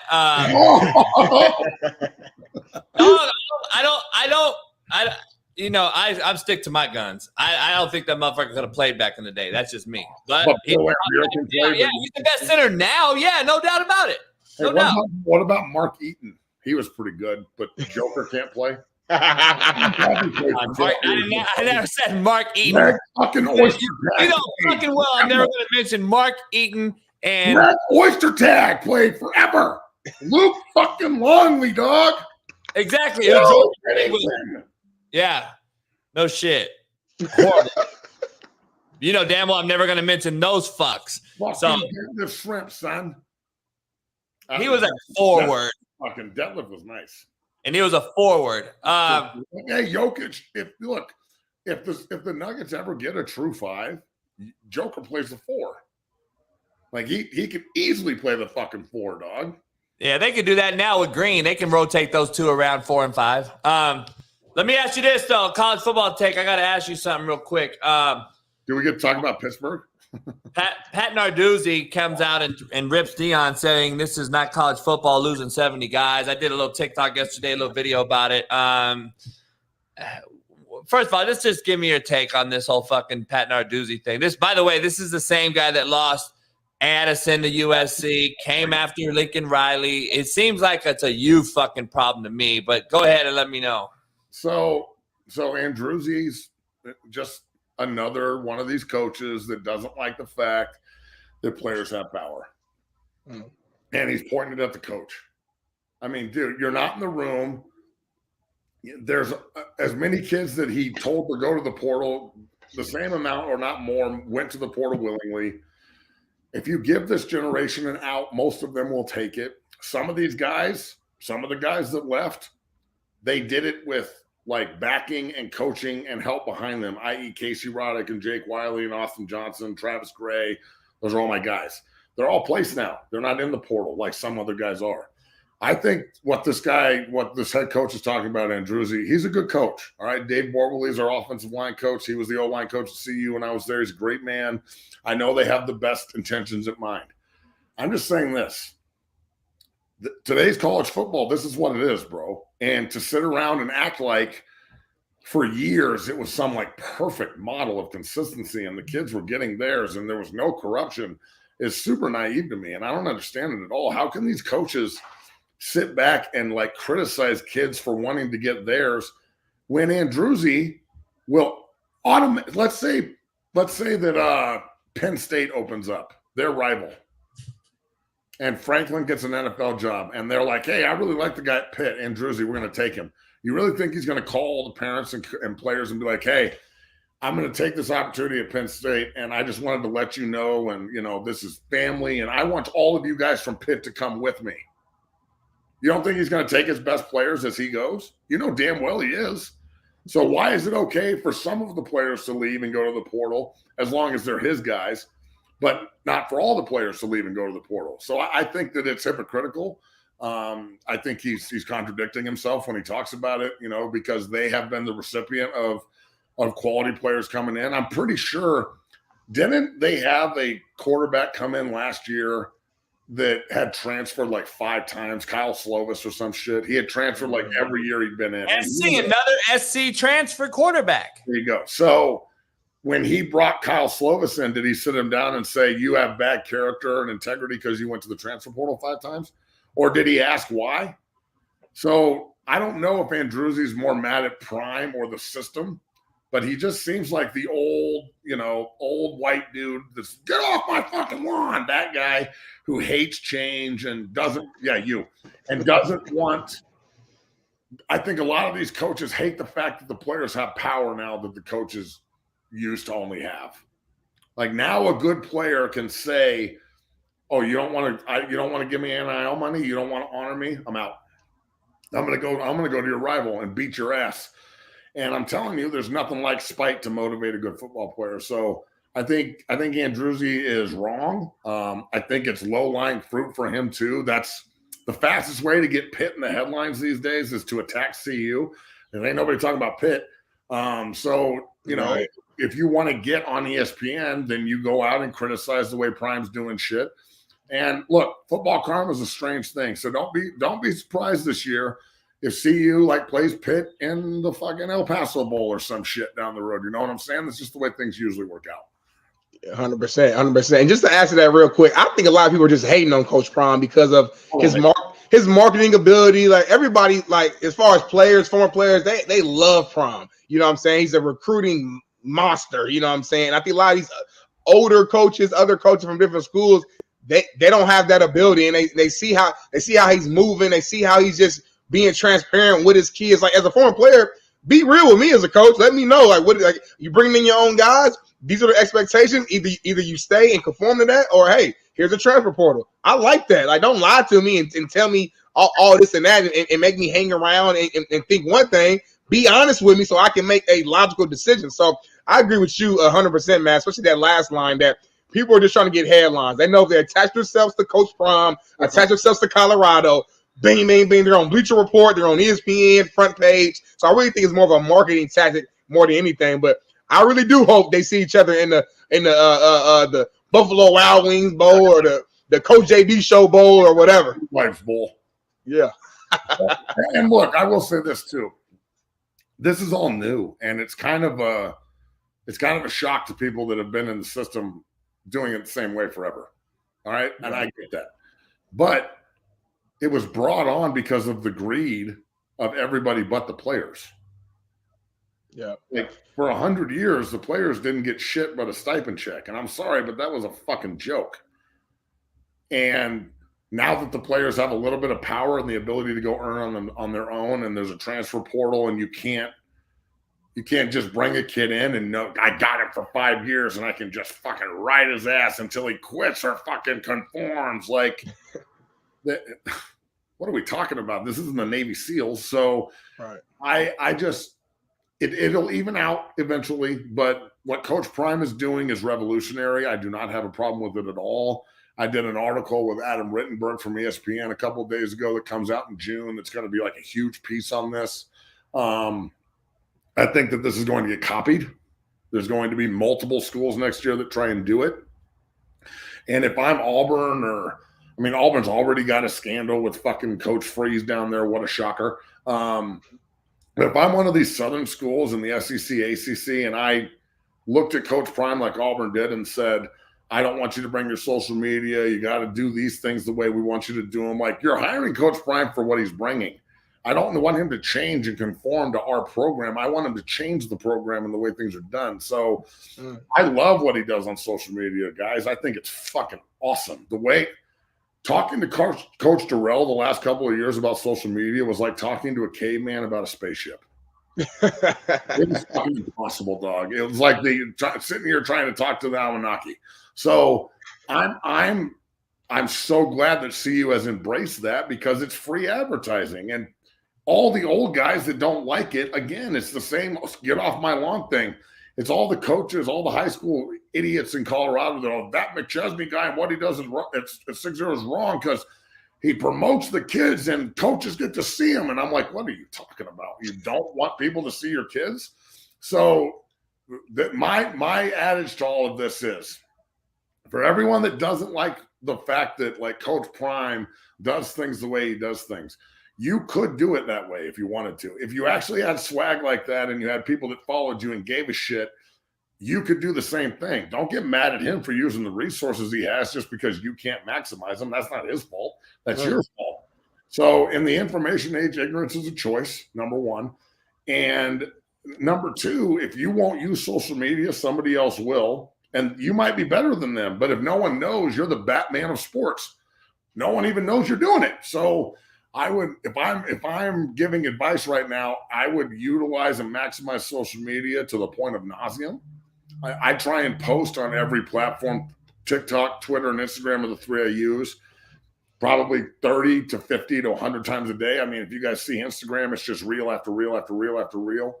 And that's because I want coaches to see my players, but also because that is the purest form of advertising that I can give you. It's not scripted. It's not cut up. It's just bam, it's right there. And you can either roll with it or you can't. So it's the beauty of social media. It's, it's a gift and a curse. Love it, man. We already know that. You know that. I need to get English's number. Will you connect? Yeah, I got you. A three-way tweet or three-way DM or whatever. It ain't like that, you fucking weirdo. I wasn't laughing at that. You sounded a little old right there. You said a three-way tweet or a three-way. I don't know. The synergy. The MySpace. I love it, man. Yes. JB, how you feeling, JB? I see you over there locked in, man. You was in your zone right there. I had to check in on you. Oh, no, I'm good. I got bitch-made cats in the chat who fucking want to cry over spilled milk. People that I hired, by the way, before for jobs and shit want to bitch about the show's platform. And, little dumb shit. Like I call it like I'm not gonna say nothing. Hey Matt, let me ask you this. Hey, I gotta ask you something. Everyone's betting against Prime. Everyone's betting against Colorado. They're talking about 4 games or under. And you went out on a limb, dog, and said 6 to 7 games would not shock you at all. And we did our little thing. We did a little thing here. Bring up the schedule and we'll go over it again for everybody. Yeah, we did that schedule thing, and I'm trying to look at it right now, like how, where are we going to get these games at? Let's go over them. The first 3 at TCU. You got TCU, as we know, game 1, and Nebraska game 2, and then your rival Colorado State game 3. Nebraska's our rival. Don't fucking disrespect us by saying that Colorado State's our rival. You understand? Yeah, well, the game's changed. It's a bunch of cheap. They baba. They are not our rival. They're our little brother. Nebraska's our rival, but good talk. Would you like to start over? They're your rival, but they're not this fucking current team's rival. So I think we lose at TCU, although I think it's going to be a great game. They're 21-point favorites. That's last year's number. Don't. If you want to bet, take that fucking number. There's no way they're losing by 21. Last year, they were down 7-6 at halftime in Folsom off a punt return. So the second half, they got the doors blown off of them because of turnovers. Totally different team. Totally different. I'm working with a bunch of the offensive linemen now, an area that I thought was going to be an issue. It's not. The Savion Washington kid is a fucking animal. This Isaiah Woody kid is a really good player. They are going to figure that out up front with Coach O'Boyle. Nebraska and Colorado State are W's. You're not winning in Folsom if you're Nebraska. The last time they came there, they got beat. The last time we went to Lincoln, we beat them. And since 2000, that series is even. So anybody that wants to look at 99 past, okay, they've got our number. They beat us 4-1. But from 2000 on, it's 7-7, and it's even, and we are not intimidated by you anymore. In fact, we want to fuck you up every time we get the opportunity to. So you can bring your redneck fans to Boulder, but we will whip that ass for that game too. CSU, they're going to be up for that one. Hopefully we're not down after a Nebraska win. We mop them. That's 2-1. Now, going to Eugene is pretty tough. I don't think that they win in Eugene, but I have seen a team walk into Eugene in 2016 that wasn't supposed to win either, 28-point dogs, and they won. So I'm not saying it can't be done, but I don't think they will. The SC. So the SC game is really the one that I'm gonna die on this hill. Now that's the most important game of the season in conference. Okay, when you get into the conference, if you can figure out a way to win that game, I think it opens up everything. But I'm not gonna pick them right here. I think that as of after SC, they're 2-3. But don't be surprised if that's a game where everybody afterwards like, holy shit, CU might be pretty good. Okay, now who's after SC? Arizona State. Yep. So Arizona State's a W. I think that they go to Tempe and win. Who's next? Stanford. Stanford's a win. They're UCLA. UCLA in Westwood is going to be pretty tough. But again, just like TCU and so many of these other schools, they're totally reloading their offense. New quarterback, new everything. Jake Wiley, my big tackle, is now the tackle at UCLA going from CU to Westwood.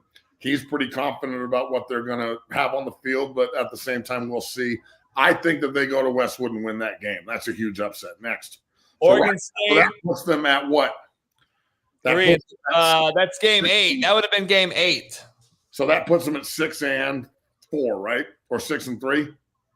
That'd be game 8. That'd be 5-3. So they lost TCU. They lost. They lost against Oregon. They lost against SC. And then they beat Arizona State, Stanford, and UCLA. So how many is that? So that's 5-3. 5-3. 5-3 after UCLA. And then you go to you got Oregon State in Boulder. Yeah. Yep. Now I'm going to take that as a W, but goddamn, they're good, and I think they're going to be smash mouth. And Jonathan Smith has them rolling. And Coach Mack, their offensive line coach, is a fucking G. I love him. He's awesome. I think that DJ Alphabet is going to come in and do a good job at quarterback because he's going to be in more of a structure pro-style system where he actually has a running game to rely on. He doesn't have to just sit back there and fucking hand it to some banker and then throw it 50 times. DJ Alphabet. And you know why he's a banker. Don't you? All right, you got Arizona next. Colorado has Washington. So that now they're at 7, and then who are the last 2? Washington State, Utah. All right, Washington State in Pullman's a loss. I can't remember the last time we went there and won. I hate going there. It's at the end of the year. Coach Prime and that team's going to walk off the plane and be like, what the fuck? Where are we at Montana State? I mean, Washington State is like 2 inches up from being a Mountain West school. Ooh, that's a knife. And I love you, Coach Frank, but that's the truth. I actually got a guy committed to Washington State, so that'll piss him off too. They are on the rise, though. No, they're a really good program. I'm just jiving them. And then Utah, until we beat Utah, I'm not going to sit here and say that we're going to. They'll probably beat the shit out of us. But that puts, even with SC or even with Washington State and Utah, that's 7-5. And then they go to a bowl game and win that, and there's 8 wins. So tell me why that's crazy. Because I don't see a beat. Well, you're looking at last year's team, dude. Well, no, I'm trying to project. I'm trying to project. As you and I both know in this room, all 3 of us know that you're going to have some fucking O-line, D-line depth. And I just don't know, unless you know something I don't. I haven't heard they've gotten a lot of depth at those positions. Until they do, injury away, Matt, you're an injury away from being a JV walk-on away from playing against SC. All right, and this is me telling everyone that I heard adage. Here it's coming from the guy who knows, me. They're going to be just fine. On the defensive line, I'm more concerned than the offensive line. I think they need to get 2 or 3 more guys there. You're right on that start. But on the offensive side, I think they're going to be just fine. They've got guys that can plug and play. I think that they have a real chance offensively to be pretty good. And then listen, look, this is my next thing. After playing both ways for as long as I did, okay, playing against a subpar offensive line with extremely good skill players and quarterbacks, they cover up the offensive linemen really fast in college. But you could have the best offensive line in the history of college football, and your quarterback could be like last year's JT Stroud and whoever the other guy was that played for CU last year. He went to Nevada, Lewis. And I don't give a shit. Like, I watched a team with David Bakhtiari and Nate Solter, 2 tackles in Boulder, that won 3 games.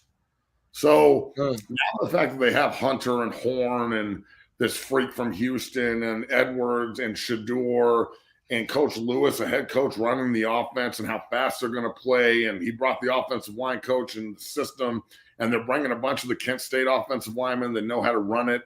This Savion Washington kid, the big tackle from Kent, who has 2 years left, is a fucking animal. He stays healthy, knock on wood. He's a draft pick.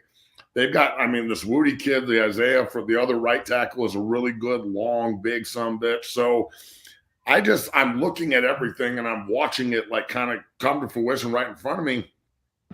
Yes, they're going to have struggles. They're not just going to walk in and start just destroying people.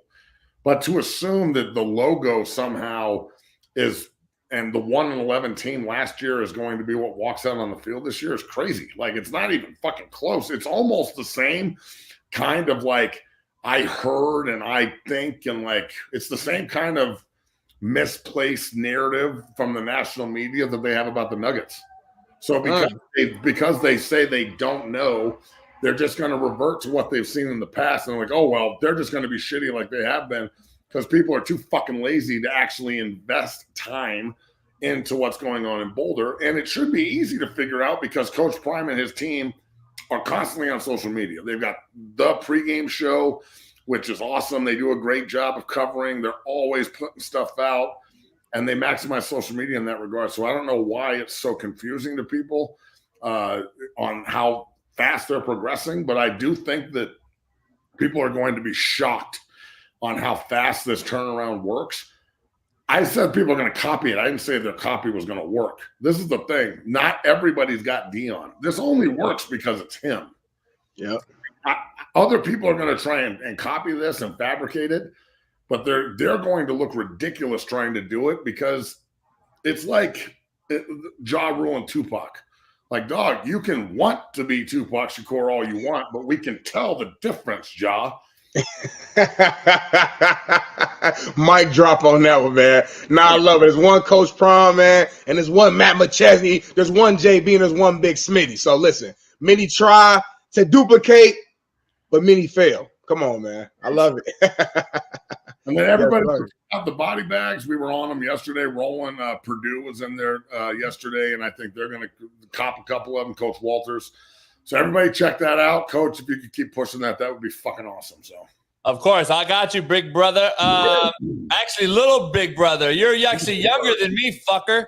You're the little big brother. Look good, smell good, make love good, single and random mingle. Hey, short, fat, skinny, and tall. You know what's gonna happen? I'm gonna hit it big, and I'm gonna be the old guy on the hill yelling at everybody. I'm gonna hire you to be my fucking bodyguard, so you could be my little big brother. $1,000 an hour. Fucking right. Let's go. Make it happen. Make it happen. All right, so look, we're back Monday. Hopefully this series is wrapped up by then and we don't have a game 7 on Monday night, although that would be pretty fucking dope. Hey, I got Boston winning in 7.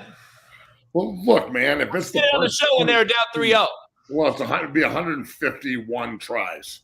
Yeah. It never happened. So it has to happen eventually, though, right? Don't you agree? Yeah, that is the thought process. At some point, it has to happen.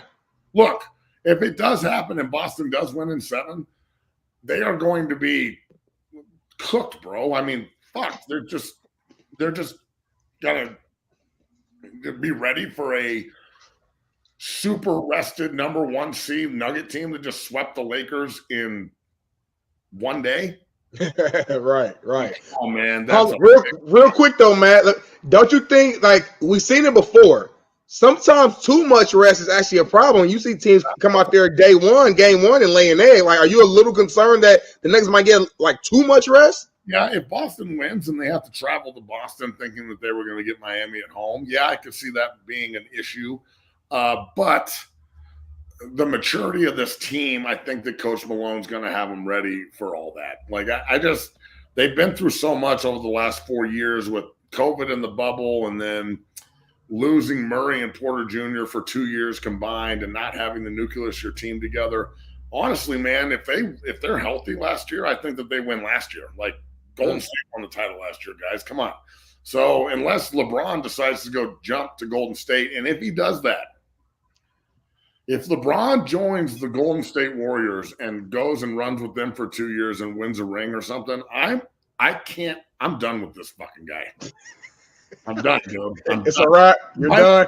Be Kevin Durant, and Kevin Durant's a total douche. And I know you love him, but that guy is just, is this team good? How do I join your team? Oh, is this team good? How do I join your team? Like, I wouldn't buy my team for all the fucking money in the world. Nah, you talking that shit now, man. If Kevin Durant wanted to join Denver, you be like, please come. Jokic, Jamal, and KD.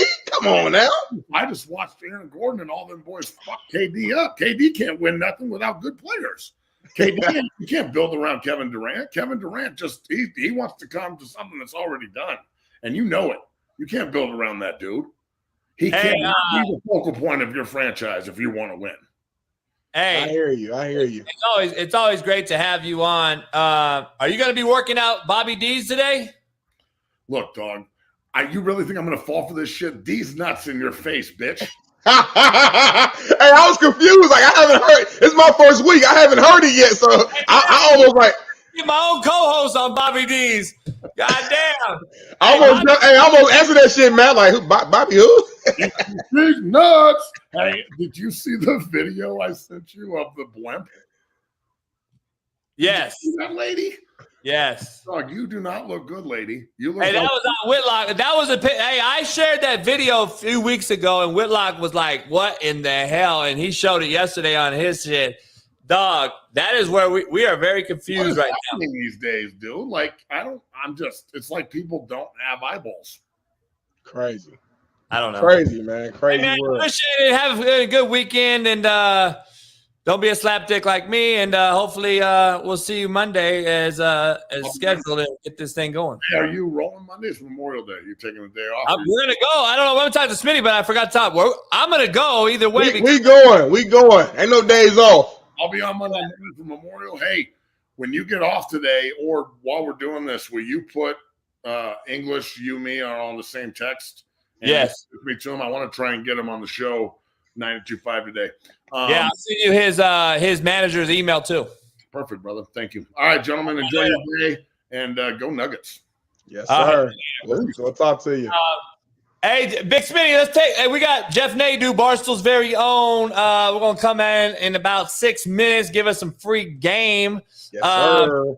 I gotta take a piss, but I do have we got some great banter commercials. So we'll be back in 3 minutes. Right back here. Pound that like button. Don't go nowhere. Jeff Nadu next. My Yes, top sir. 5 is pretty interesting. And my 6th guy off the bench is interesting, but make it work for you, I guess. I don't know if you want to put 5 centers on there. I don't think you're going to be having to fucking dribble up the ball up. Well, unless Nikola's one of them. So you'll see again tonight. So a point, I'm putting Oscar Robinson. Shooting guard is Mike. Small forward is Kobe, just because I want both of them so I can rip everyone's heart out of their body. Power. Yeah, I love Matt now. I was like skeptical about Matt, but now that motherfucker can come to the barbecue. I love the Mamba's the man. I'm going to put Nikola at the power, especially after the spring this year. I have to. I've watched him. He's too good not to put at the power forward, even over the big fundamental. I'm sorry. And then I'm taking the Diesel as center. And then Rodman. Dennis Rodman's my bench player. Ooh, that's a strong one. That's a strong one. I like that, man. I like that, JB. You want me to go in next? What we doing? Yeah, go ahead. All right, man. So listen, I love scores. I love killers on the court. I like speed. So I'm just giving you a little bit of background before I give you my list. So at point guard, I actually got MJ. I'm kind of same reason why Matt said, and you'll understand why as I go through the rest of my list. At the 2, I got Kobe Bean Bryant, the Black Mamba. At the 3, I got to go with Bron. Got LeBron on there. Some people think he's the GOAT. I don't, but he's a great. At the 4, and I'm going to get backlash for this, but I don't care. I'm going with KD. Oh, It is what it is. 7 foot killer can score. Can't nobody stop him. Can't nobody stop KD. It's a fact. I just want Aaron Gordon stop him. At the 5th spot, Kareem Abdul-Jabbar. He doesn't get enough flowers. When it comes to the GOAT conversation. All the winning, the MVPs, the scoring. That's my 5th, my guy, my center, and my 6th man. I'm going with Steph. That 3-point shot is ridiculous. Play defense and rebound the basketball on your team. Kobe, Jordan, prime LeBron. That's all defense. How are you going to stop? How are you going to guard Diesel and Jokic? What Kevin Durant's going to go guard Jokic? How is Shaq going to guard Kareem? We running all game, Matt. We running all game. Shaq can't keep up with Kareem on the pick and roll. Jokic can, and I can put Rodman. Then I can put Rodman and take Diesel off. Oh, yeah. Hey, I love the old versus the young, dog, because that's a young list right there, Matt. That's a hell of a young fucking list. First of all, I got to disagree with Big Smitty on the killer quote that came out of this young man's mouth. He said, KD's a killer. What? KD's a pussy. Man, offensively, man, can't nobody stop KD.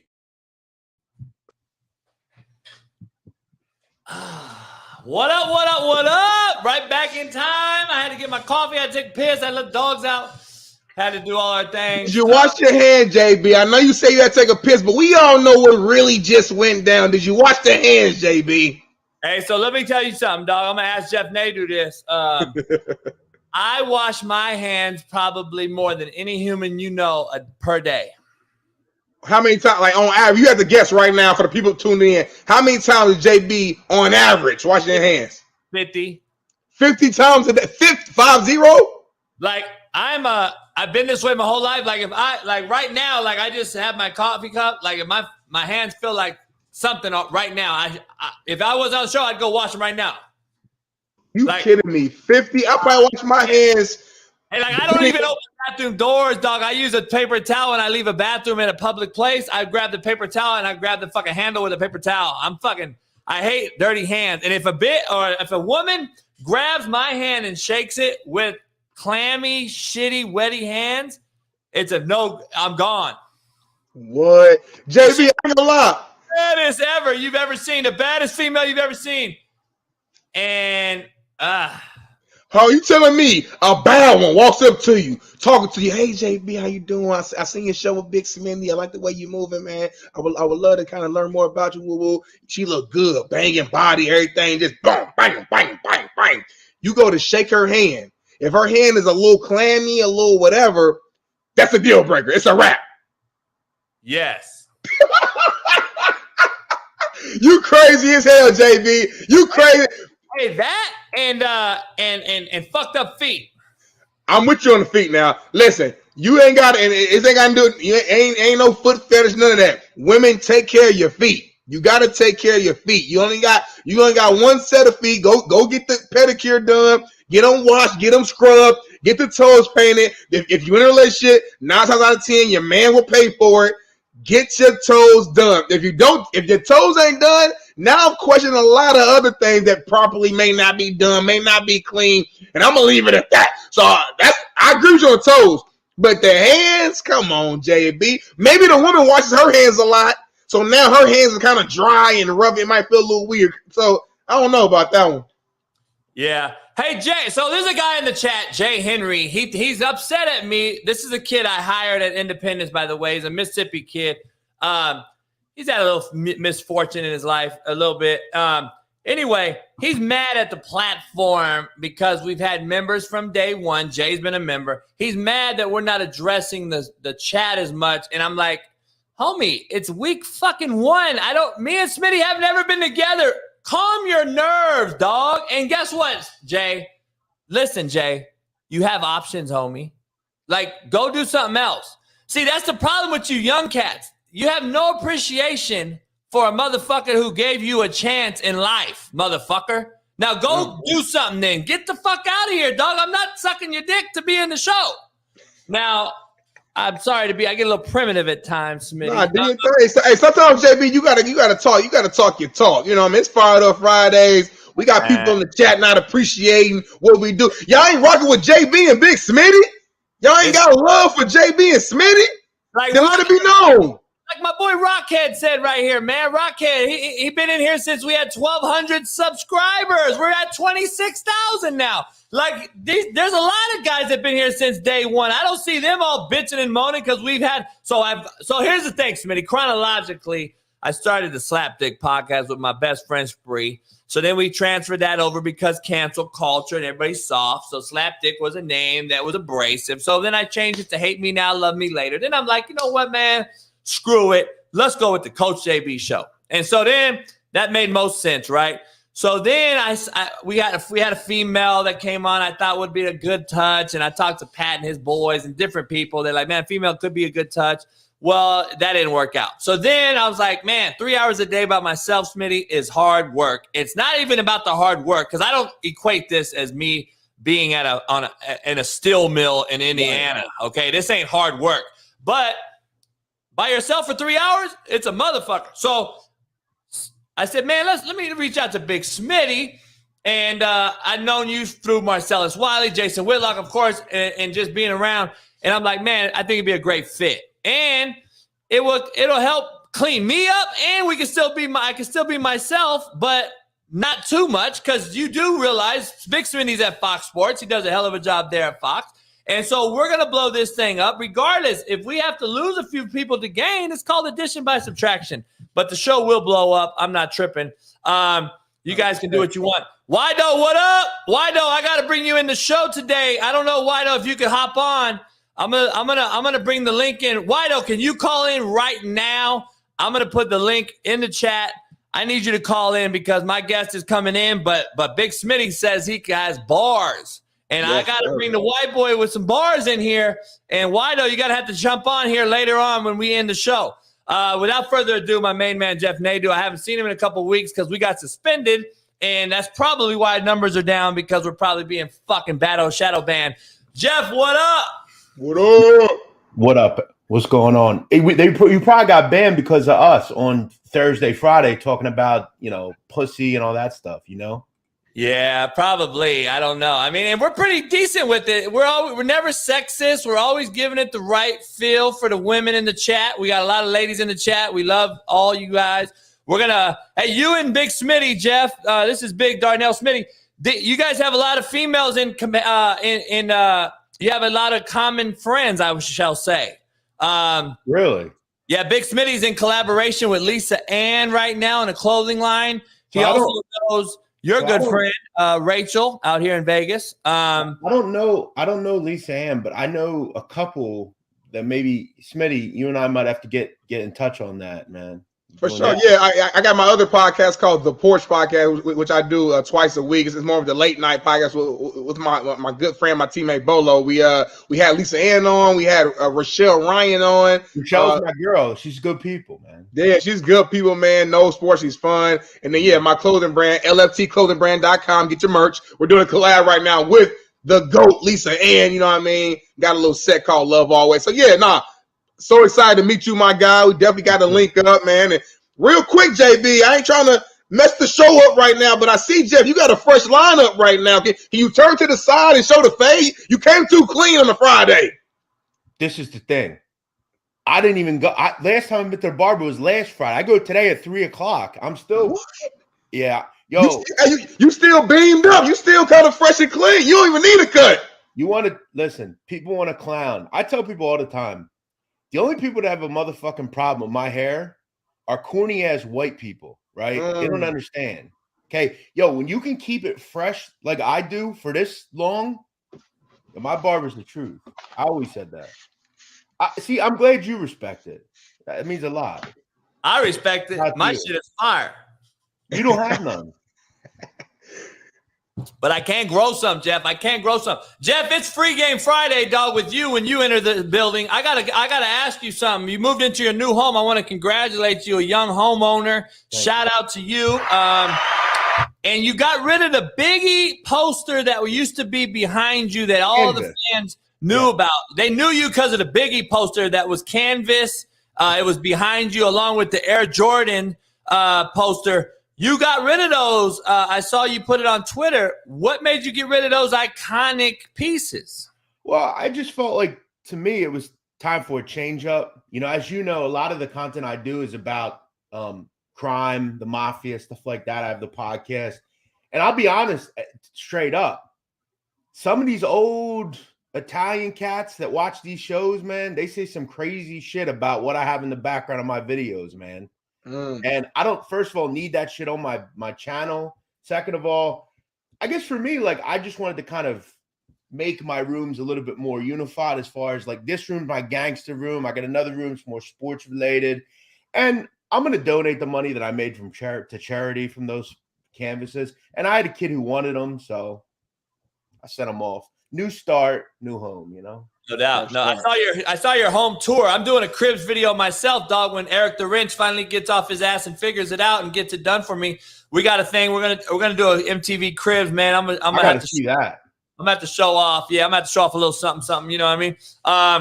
Hey, we got to indoctrinate our guy Big Smitty today. He don't have to go to work today at Fox Sports. He's off for a while. We always run late with our show with you. So I'm glad you come in. We had a hell of a lineup. Alex English, who I think is the greatest Denver Nugget of all time. I asked that question. He was on. We had Matt McChesney, of course, yourself. And then we've had Sheldon Day, for current Viking D tackle. So it's been a loaded Friday.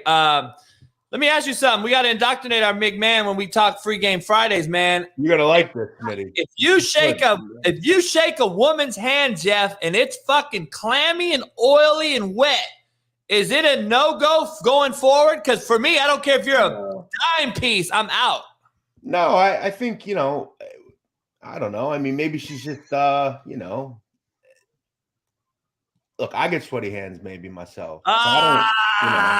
Thank you, Jeff. Thank you. She could be nervous meeting you. You're a big name, JB. She might be nervous. Oh, I can't believe this is the real Coach JB, and she's fucking sweating. That's normal. Yeah. I seen him on Netflix. That's respect. That's respect, JB. You know what? It's disrespect if she's not sweating when you meet me. You better be sweating when you meet me. Listen, here's a key thing to your point.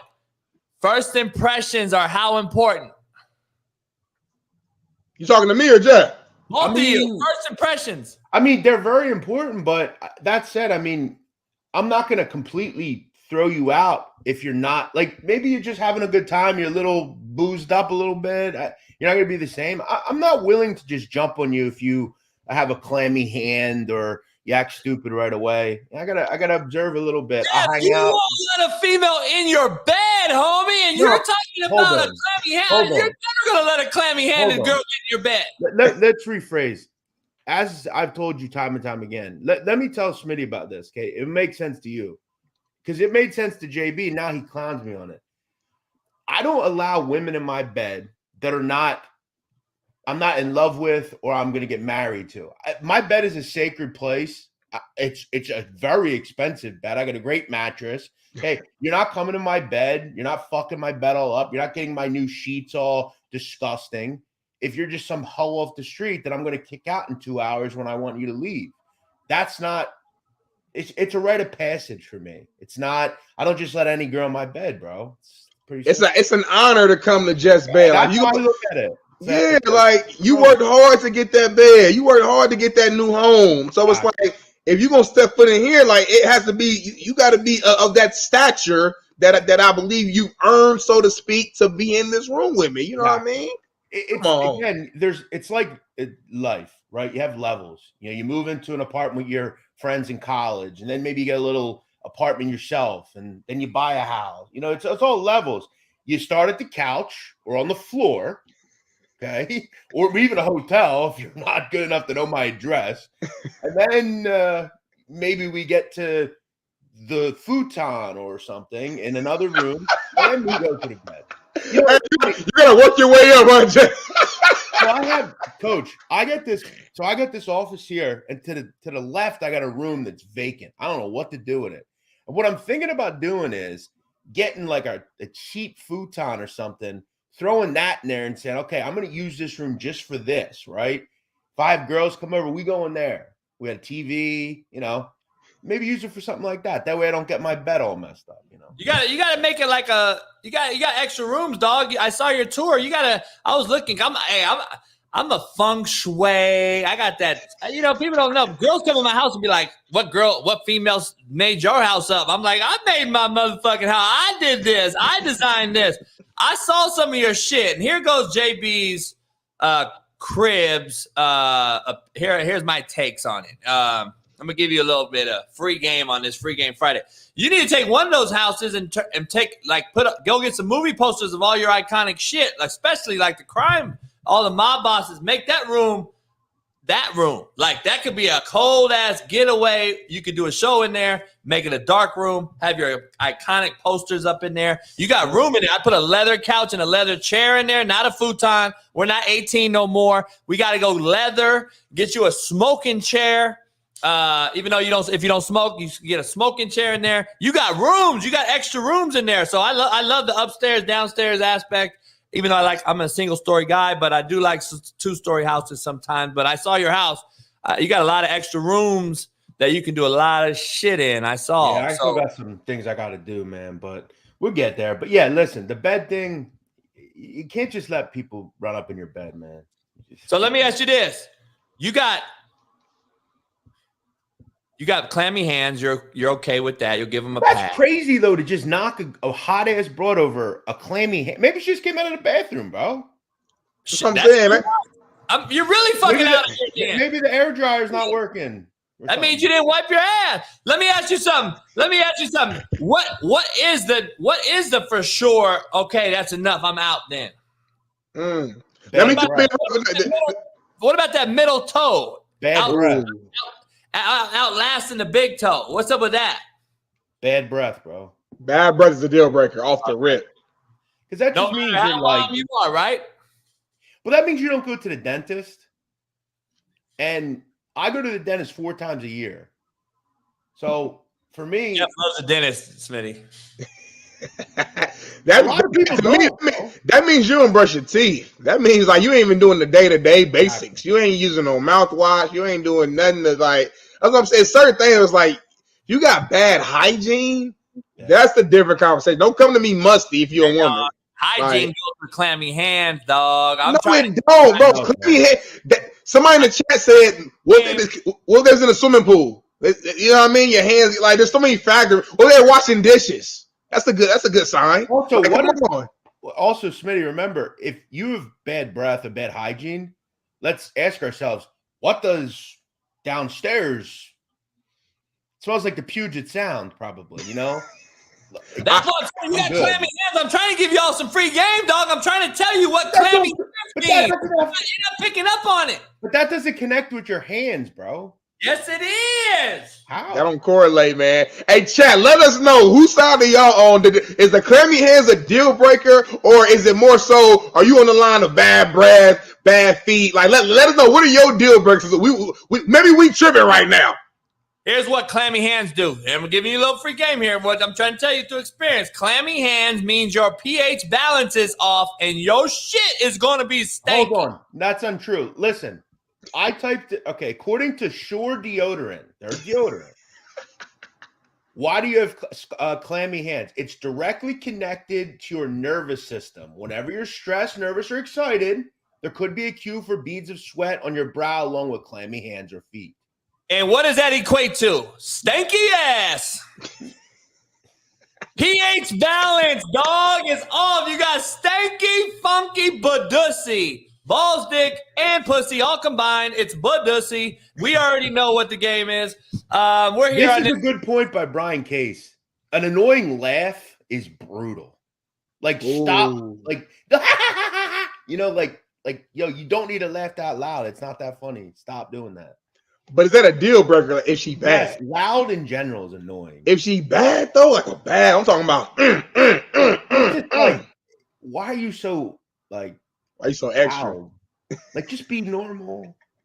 Oh, hey, just one of you knows I'm pretty loud myself, so I'm a little. That's true. Good point. I guess it kind of work for you, man. It depends on who you are. I can tell you real smooth with it, Jeff. You real, you know what I mean? Yeah, just mellow. Yeah, mellow it out. Like, I don't mind being a life of the party, but to me, subtle is more life of the party. You walk in, you're like, subtle, yo, who's that guy? Who's that girl? Like, you don't need to be loud.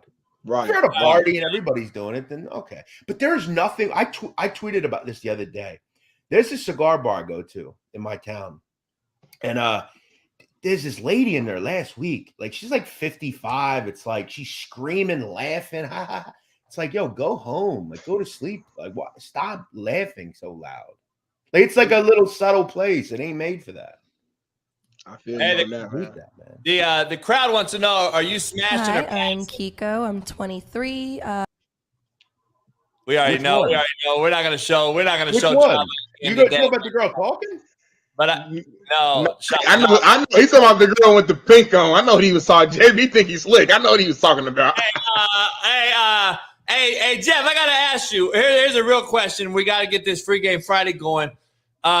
Who has it harder right now? You're out there every night. You're out there in the club scene. You're out there in the lounge scene. You're around beautiful women. Who has it harder today? Men or females? Men or women when it comes to the dating scene? Not even a question. Not even a question. Men. Really? A woman is a woman, bro. Have you seen most men? They will mess with the girl you just showed. A lot of them. When it really comes down to it, will fuck anything. I've been telling people that for 100 years. Women just have the ability to, you know, look, at the end of the day, they can find what they need to find. It's not a complete guarantee that anytime I go out, I'm going to grab a broad. That ain't going to happen always. A woman always has that ability to me. I think it's a little bit easier for women. Hey, do you know there's two things undefeated, right? Pussy and new pussy. I'm just throwing that out there. And the IRS, Smitty, the IRS. I don't know, Big Smitty. I know you might have some game questions. I got you know, the men and the female in the chat. We always go back and forth with the female, and you know, we try to stay as least as non-sexist as possible, of course. Because I love women. I love women. I love everything about a woman. Me and Jeff talked about catering your home to the woman. Big Smitty's married, Jeff. He's been married. I was going to ask, what's the situation? Yeah, great situation. This is going to be difficult because we aren't. Let's talk. It's all good. Hey, we keep it real and authentic on here, so let's do it, man. I want to ask y'all this, man, because it's a question that I feel like me and my group chat we talk about. Do you think men can be the head of the household if they're not the breadwinners? Meaning, like, if they're the woman who they're with, if they're making more money than the guy that they're with, can the man still be considered the head of household? Because I feel like men are I feel like our value is tied to how much money we make. Just being honest. We brought this up before too, I think. Yeah.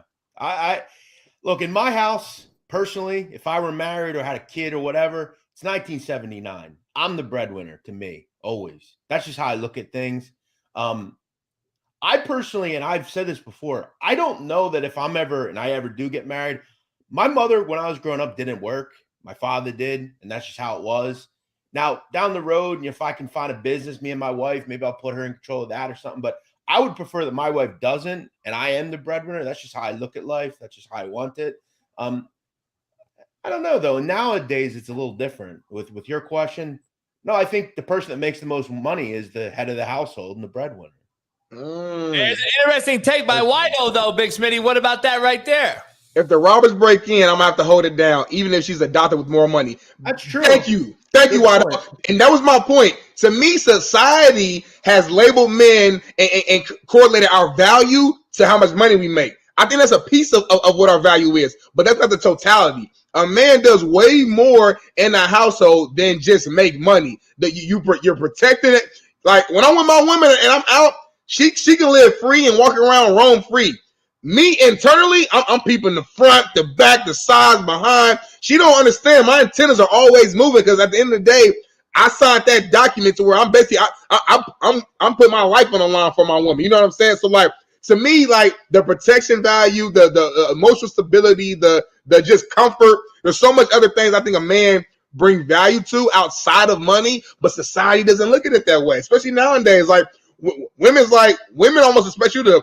They expect you to fly them out, buy them a bag, do all this and that, and y'all ain't even in a serious relationship yet. Y'all just on the first date. So I don't know. The narrative has changed, and I'm glad we got somebody in the chat. Shout out to Wido for giving some more clarity on some of the value that we bring. Yeah, that's a good point. I mean, you don't think of shit like that nowadays. Then again, though, I mean, a lot of these fucking dudes out here, man, somebody runs up in their house, the woman's probably more likely to do something about it. Yeah, they saw. That's a good. You made a very legitimate point that I have not heard a lot of people say in a long time. When you enter into matrimony with a woman, you are essentially putting, like, you're the protector.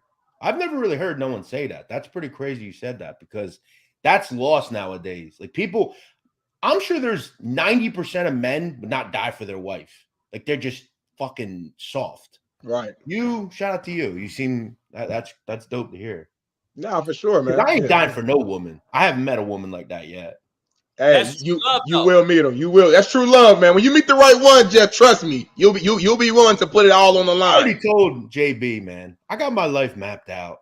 Okay, I'm 33. When I'm 40, I'm out. I'm going to Italy. I'm gonna find my Apollonia like Michael Corleone. Chill every day. Maybe we'll make a little TikTok together. An American with his Italian wife. We just chill. I'm done with this shit here, man. Done with America. Damn. Hey, JB, you gotta admit. Wido brought up a point. I saw Wido going hard in the paint on his show the other day, and I was going to do one the same, but there's this female that's been trending and went viral. She said that her man has to work up to 7 jobs because she wants whatever she wants. And the man has to provide, and that if that means work 7 fucking jobs, that means work 7 jobs. Like, to me, we're losing our fucking minds out here. And these IG models have really tricked y'all women to believing that this is how it is. That is an outlier. And whoever is the dumbass who will go work 7 jobs for her is a fucking idiot. Exhausting. I saw that as well. I wanted to fucking throw up. I mean, that was... Listen, I'm all for taking care of a woman if you're in love and you're happy. But, yo, you just expect that shit? Who the fuck are you? Like, seriously. Right. I don't know if you've noticed, lady, but there's a lot of chicks out there, and they're finer than you are. Who the fuck does she think she is? Seriously. I know. It makes no sense. To me, that woman has no respect for the man she with to even want him to work 7 damn jobs. That shit ain't healthy mentally, physically, emotionally. When she looks back on her life, is that what she's going to be proud of? I have no fucking, I've offered nothing to the world except sitting at home and watching other people take care of me. I've offered nothing. I've done nothing for fucking humanity but sit here and ask for shit. That's all I've done. That's pathetic. Hey, I gotta ask you. We got a married man in the house here at Big Smitty, so I gotta ask him, Jeff. We only get our single male perspective. Yeah. So let me ask this, because Smitty would know. Maybe Smitty's wife has girlfriends that are single. When they come home, who is quicker to yap their gums nowadays after a date? The man or the female? Because it's been for a long time, Jeff. Women would always go right after the date, call their homegirls, tell them about the date, tell them about what happened. And we all used to have this narrative, right, that women don't talk like a female, that you're putting our business out there like a female. I'm going to tell you right now, dog, there's more men out here now putting their business out there than females do, because we got a lot of feminine energy cracking around this motherfucker. Is that a thing, Smitty? Does the women talk more, or nowadays is it flopped? I damn near think it's like even now. Like for a long time, the women were by far in a way the one that came home and doing all the gossiping. Now I think the men has kind of caught them as like an even playing field, and they're fighting for the number one spot, because men are definitely quick to be like, hey, bro, just got done, eating the Mastros with so-and-so. I ain't getting that on the first night, but hey, we did kiss, you know what I mean? So I do see dudes like, feeling good and kind of giving all the details and stuff more so now than they did back in the days. And I just think that's just the nature of the society and where we at now. But when you see shit online nowadays, I don't believe half the shit. Half of it is these goofy like skits and shit. Like, you ever see those skits on like TikTok of like a dude who'll have like a Lambo and he'll walk up to a girl and he'll act like he doesn't have the Lambo, and she'll be like, no, I'm not interested. And he gets in the Lambo and she gets in, and it's like, that's fucking staged. Right. Like, how do you believe half this shit? Most of the shit. I don't know. How they get the likes in the tweet, I don't get it. Let me ask you guys this. Has women now taken the lead? And what I mean is, like, they're thinking that the traditional value, old school traditional value side of life has been kind of put in their court now, because a lot of them are breadwinners now, because they are quick to go on Instagram Live and make OnlyFans and make 100 racks a week or whatever. And now those women, in my opinion, from what I've seen, think they're untouchable. Yeah, I mean, we talked about this the other day on my other podcast, The Porch, as well, a little bit. And I think what it is, man, is, the women are making so much money now that, again, it kind of devalues the need of a man. We talk about the traditional ways where back in the days, women just literally didn't work. That's just what it was. They stayed at home, took care of the kids, you know what I mean? They were pregnant, you know what I mean? Walk around cooking, make sure the house was cool. That was the norm. So they literally needed the men because they were the ones making the money. You come to today, women making bread. Like my wife's a fucking nurse. She's breaded. I'm gonna be real with you. She got money. You know what I'm saying? So from a financial side, she don't necessarily need me. But again, that goes back to my previous point. That's why I'm saying there's so much more value that men, good men, real men. Let me say that. Like, not just men in general. I'm talking about real solid dudes. There's more value that we bring to the table outside of just the money. But if you're lacking in all those other areas and all you bring to the table is money, but you don't know how to talk to your woman the right way, you're not respectful, you're soft, you're not going to protect her, defend her in public scenes, and somebody disrespect her. If you're not doing all that and all you got is money, then as a woman, it's like, well, shit, I don't need you. I got money. So if that's all you bring in, it makes no sense. It's like if a motherfucker comes to me and say, here, Darnell, here's a plate of food, but I already ate. I'm not hungry. I already ate. So you have to bring me something else. Bring me some free game. Bring me something else that I've never had before. And now we can really start operating. So that's my take, though, man. 100%. Yeah, it's crazy. I think men are now the more eager person now in the relationship. But I have a question with the whole OnlyFans thing. Look, I always have said, I think if you put your pictures up on Instagram for free, you're a sucker. At least try to make some money off it. Like, I'm all for it. If you want to do it, do it. But I also look at some of these chicks that are literally fucking on camera and shit like that. What do you tell your kids? Like something like when they're old enough. Hey, mom, what do you do? You know, because kids ask, what do you tell your kids? It's tough. Like, do they think about this shit? Look, I get the money's great and you're single now and everything's good, but eventually, kid's going to come calling. You're going to have a kid eventually. What do you tell your kids? I'm always curious about that. I think what it is, Jeff, I just think a lot of times people aren't thinking about the future. They're just thinking about their current situation. They're like, I'm poor, I'm broke right now. I need to change it. I'm about to go have sex on camera. And they're, because you got to think, people, I've seen these fucking OnlyFans like account, because some of these girls will like post like how much money they're making online, and you'll see it. And you'll see like 35,000 in a week. And it's like, if you're somebody who's at home struggling, and you're like, 35,000 in a week to go do some shit that I'm already doing anyway. I enjoy sex. I enjoy taking pictures anyway. Now all I gotta do is make members and promote it. I'm gonna make some money. I do understand the selling point to it. But to your point, people should start thinking more about the future and what's to come, because, you know, like you said, in 10, 15 years, when you decide that, hey, you don't want to do this anymore, and maybe you're changing your life and stuff, you're going to have them conversations with your kids. And if you're okay with that, cool. We're not judging you. Like, do your thing, but you have to at least have those conversations in your head and think about those results. Lucy said that makes a lot of sense. That's funny as hell, man. That's real shit. That is true. But see, what they say now is, I'm a content creator. I know. Yeah. I know. And you don't think I'm on YouTube, you know? Hey, technically speaking, they're like, content creator is such a broad thing. Like, whatever you make, you could be a content creator. So yeah, that's a good point. Hey, my boy Wido, I haven't seen in a while. Wido's been a day one trooper for the show. He be dropping some flows. He's got his own show. He's a fan of both of you. He's gonna come in here. He always has a great question. I gotta ask Wido here, out in Florida, living in the sunny state of Florida. Wido, you better have a good question for us, because I know you're going to have one for each of us. And then I got to hear, you got to drop a bar about the single men and the single ladies out here, because Smitty think he could flow. Wido, what up?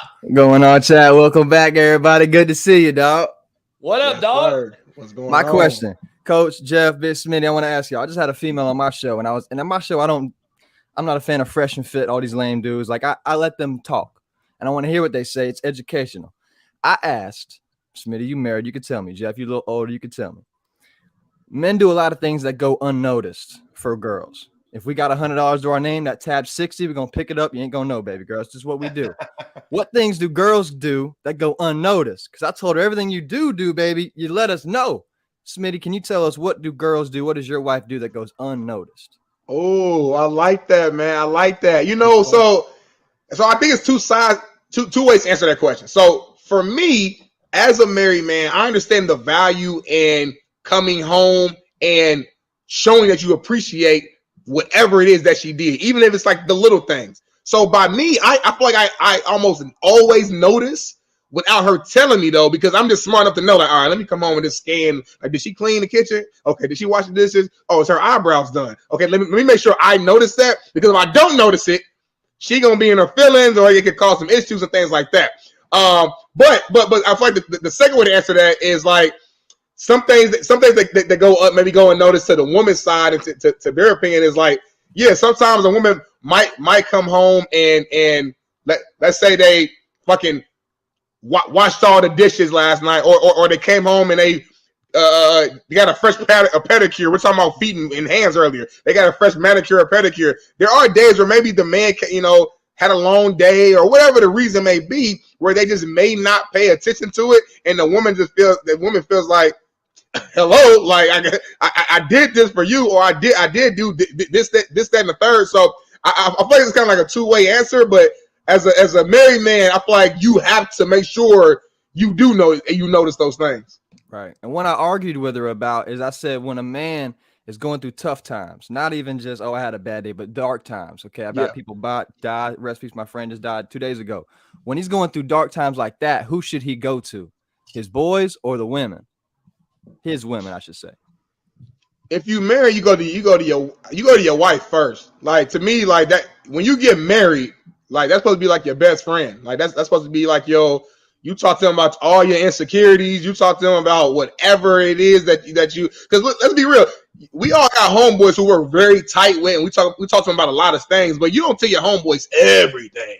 You know what I'm saying? And I'm not saying you tell your wife everything, but that's the person who you probably should tell the most, especially if you're in dark times. If your partner isn't able to help you emotionally, mentally get through certain things when you're going through those dark times, that's the wrong partner to me. You know what I'm saying? Like, you can't be comfortable around the person you lay in the bed next to, then that's the problem.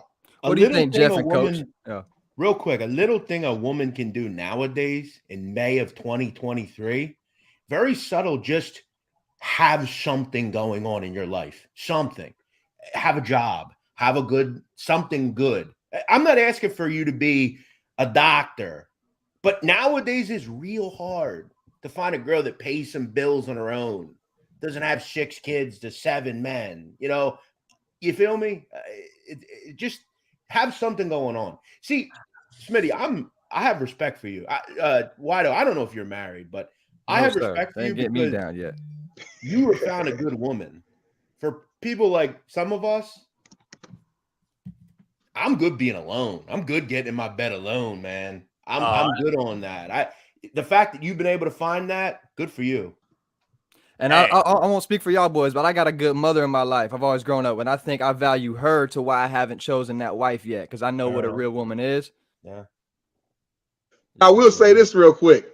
I do to go against that, because I got a great mother as well, but I think comparison is the thief of joy. Oh. And if you compare everybody to your mother, she probably set the bar so high. Like, we all love our mother so much because they've done so much literally your whole entire life, that whoever woman you meet, there's no possible way they're going to be able to do as much as that mother has done for you, because they literally raised you. So you can't compare that woman to your mom, in my opinion. You know what I'm saying? Your mom, all of our moms grew up in a golden generation, one that there's just not many women like anymore. But if you can find a woman close that cooks and is always looking after you and taking care of you, she's a gem. Very much like that anymore out here. Yeah, that's very true. What about you, Coach, man? You can't be vulnerable to no girls, right? Come on, dog. Hey, I will taught one thing, and you know me, I'm always going to say something outlandish, but here it is. Anything that bleeds once a month, fuck that. I ain't fucking with it. Can't trust it, dog. Hey, anything that bleeds once a month and don't die, there's something wrong with you. So with that being said, you staying single forever? Is that what you're saying? Basically. Yeah, most likely, dog. I'm 47, dog, and shit. Hey, my daughter's 24 already. It is what it is. There's no way in the world. Somebody asked me the other day, would you have a kid right now? Fuck no. First of all, I wouldn't bring a kid into this fucked up world. Second of all, there's no way. I don't want to be 85 watching my kid play high school football. Yeah. You ain't gonna be no Robert De Niro. De Niro, yeah. Hey, what's up with him, dog? I used to love Robert De Niro, but now he's acting. He kind of creeps me out with that shit. Hey, listen, he's getting. Did you see his wife? He's getting down. He's getting down now, yeah. You know, he used to be with Angela Bassett. He's been with all kind of. He's got, you know, he loves. I like Robert De Niro because him and I have the same interest in women. We like the same. Yeah, you love sisters. You love sisters. Why don't like sisters? Everybody likes sisters. I like anybody not white generally. I like sisters. They like me. I'll say they like me, Coach. I don't know. I be ducking and dodging sometimes. I ain't gonna lie. Yeah, hey, short, fat, skinny, and tall for me. Once you get this age, dog, short, fat, skinny, and tall, I don't give a shit. I mean, you know, it is what it is. It's got to have that fit, though. It's got to have the fit. Can't have clammy hands, no bad breath. Can't have that is not a deal breaker, finger toe. You can't have that middle finger toe. I don't know what it is, dog. I think it's about Shallow Hal. Shallow Hal, the movie, did it for me. Remember that movie? Oh, yeah. It's like this, JB. Yeah, I can't do it, dog. I can't do it. Hey, I'm gonna be honest. Why though, Jeff? Big Smitty, I don't know if you noticed, but women look at a man's hands and they think they know about your penis size from your hand size. You know, that's a real thing. Not only is it about the size of the hand, it's about how the hand looks. Like if you've seen hands, they look all fucked up and they're like, oh, this guy's dick's ugly. You know that I look at women's feet and say their shit might be tore up too. Everybody, with that being said, everybody got quiet, everybody got nervous. Right now, put your hand to the screen right now. Everybody put your hand to the screen. I got the smallest hands on the planet. Let me tell you something. I can't grip a basketball, but I'm hitting the back of her walls, coach. I don't know if that applies. My hand looked the biggest. That's all I'm gonna say. I'm not saying that, but my hand looked the biggest. That's all I'm gonna say right now. Your hands ain't even close, dog. Look, my hand off the screen right now. That's all I'm saying. Close, coach. You got the fisheye lens. My hand off the screen. Over there saying that small hands don't mean nothing. Let me tell you something though, real quick. It doesn't. Just like it doesn't mean shit in the fucking NFL draft either. Yep, there you go. Because the best thing you can hear as a look, I'm only 5'7", 5'8". I got little hands, not a big guy. But when you get to that point and that girl says, "Wow, I'm surprised," that's the best. That's you know. Because again, I am all we could assume I'm probably not, but I have big ass feet. That's a difference.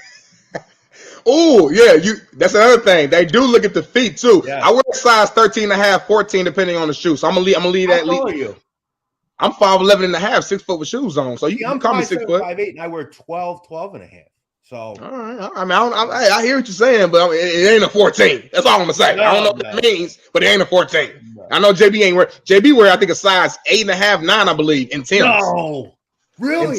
In Tim's. Small, he's tall with small feet. Like he bounce when he's walking. I didn't know that. I got bigger foot than everybody in this goddamn chat. How big's your feet?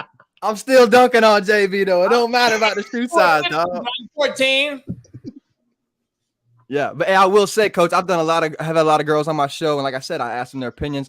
I have been shocked to hear how many females are dissatisfied in their sex life or their relationships and just don't say nothing. I've been the side dude that come in to fill that gap.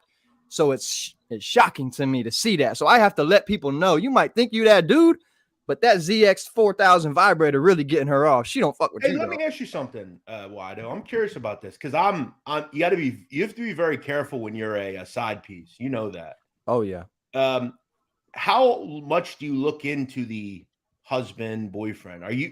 Like what I'm saying is, if you know that they're a buster, right? They ain't gonna do shit to you. You're not worried about it. You're obviously going to opine in that broad.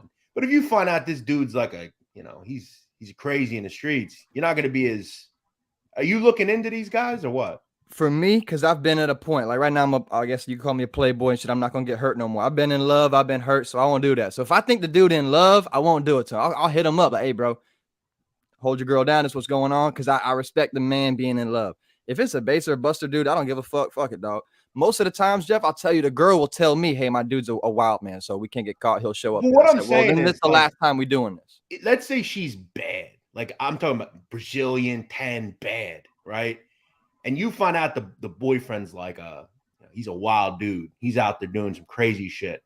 Are you ever just going to say, you know what? I really don't want to get involved here. I'm going to say no. Absolutely. You do, right? Okay, cool. I'm out of there. There's a lot more pussy, a lot more good girls out here. There's a wild man fucking with you. I'm good on that. Right. Good on that. People are wild out here. I've seen people get killed over net. At an all-time goddamn high, huh? I didn't hear you. You wonder why HPV and STDs are spreading around, motherfucker. You motherfuckers, peace people. What happened to the original loyal motherfuckers? Now, I'm not. Hold on now, coach. I'm still being wild now. When I meet a girl, I tell them up front, there's no emotions here. I'm not gonna like you, but you look good. I can provide something for you. Then we find out she's involved. Okay, I got you, right? This is a very select few, coach. But I do that to protect my feelings, right? But I've seen that and it shocks me because then I'm thinking back to all the girls I've ever had. Like, damn, what the fuck? Because I've been at a beach with a girl on FaceTime with her own man. I'm right next to her. That's scary to me. But why? Come on, man. You gotta. I gotta give you guys some old school game real quick on this. So back in the day, we used to have a thing called TNB. I'm not gonna tell you what it stands for, but we'll talk about it later. Back in the day, in the 40s. Oh shit. Yeah, back in the mafia days. So I gotta say something. If a woman got caught cheating on her man, and I've been in this situation where I see my partners and my homies go through it. We're old school. We don't hit women. We don't put our hands on women. Even the most gangster killing ass cat I grew up with would not ever touch a woman. But guess what? The worst part of Compton's females were beating her ass that day. And you know that the most gangster cats I know and grew up with would never even go fuck with the guy. Never even ask the guy a question. But this is what it was. This is the difference. if the guy knew that she had me and continued to pursue, he was going to be in a coffin. If he did not know that she had me, then we would have never fucked with the dude because it's on the woman. The girl knows the fucking deal. So it's on my woman. It's not on the guy. And that's just real life back in the day. Nowadays, though, you got a lot of feminine energy out here with the men. So now they're going to act like they're the big and bad ass dude. I'm going to go fuck this guy up. Really, you should be checking your girl, homie, because your ass is a fucking feminist who's getting ran through by your girl. And I mean, I don't like this day now. I shout out to Jeff, man. I fuck with the Italian mafia shit too, so I love all that. So people, I'm a Florida boy. I'm fourth generation Floridian. I'm a basketball player that grew up in the hoods. So I've seen violence in my life. The people these days, coach, that just are so quick to talk violence, to talk, let's fight, let's shoot it up. You've never seen it because once you see it, that's not what you want at all. Even the killers don't want that shit. I'm gonna agree with what you're saying. Okay, and I've seen this. Because I hear all the time. I get emails, bro, I was in the Lucchese family. I'd love to talk to you about my experience. Then you weren't in the Lucchese family. Don't contact me again. Because I know damn well if you were, I'd know about you and you wouldn't be talking to me. These guys say, I'll fucking kill you. No, you won't. Shut up. Because if you would, you were just going to go do it. You know the number one question? It's what it is. This is the bacon badass thing right here. Yeah, bro. If you're really a shooter, you ain't going to come tell me. You're just going to do it. That's how it works. But yeah, real ones aren't walking around here like John Morant around this motherfucker. No, nobody acts like that. The real, even today, these kids today, the real people aren't out there doing it. But the question I have, if I'm out, JB, you know I'm a big section guy. Smitty, I don't stand with everybody else. I don't do that. I hate that. I like to be in my own area. Yep. The first question I have, do you have a boyfriend? Let me see the phone screen. Okay. If you do, see ya. Not interested. I don't care if you have a boyfriend. I don't care. I don't want to deal with that. Get away from me. I don't want to deal with it. That's what you people should be asking. You men, when you're out, you got to get right into it. Do you have a boyfriend? Because look, I'll be real with Wido. I would not do that because I wouldn't want it done to me. If I'm out working, I don't want to find out my girl's at home smashing another dude. I mean, but I wouldn't get mad at the dude either. I would just leave her. Like, that's just simple. I wouldn't, I'm going to catch a case over that? He probably didn't even know. Right. And on that same token, Jeff, with the do you have a boyfriend, I use that tool to get myself to see what's up with the girl. That's the first pickup line I'll use. Hey, your boyfriend's a lucky man. Hey, Walk did you away. see Kanye West girl getting hollered at the mall? She's so – what are they looking at, JB? She looked like a metaverse 3D printed ugly chick. I don't know, dog. And Instagram was mad at my rant, JB, when I snapped on that. Walking around in shoulder pads? His mother got shoulder pads on yesterday. It blows my mind. I've watched some of these fashion show clips where these people wearing these moon boots and these fucking crazy dresses, clothes. I've never seen not one person in public wear it, coach. Are they only in Cali? Keep it real. If they in Cali, they walking around like Beverly Hills. Yeah, they in certain pockets. Most girls out there, you know where they're buying shit from? Fashion Nova, bro. Yeah. They're not buying that shit you're seeing on these fashion shows.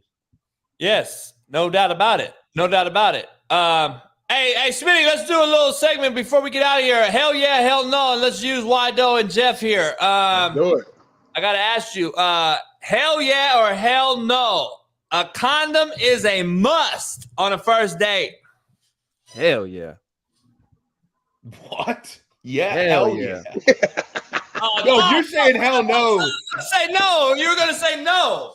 If you're saying no, you are a straight dirtball, cornball motherfucker because you're one of those I believe in true love shit. Come on, man.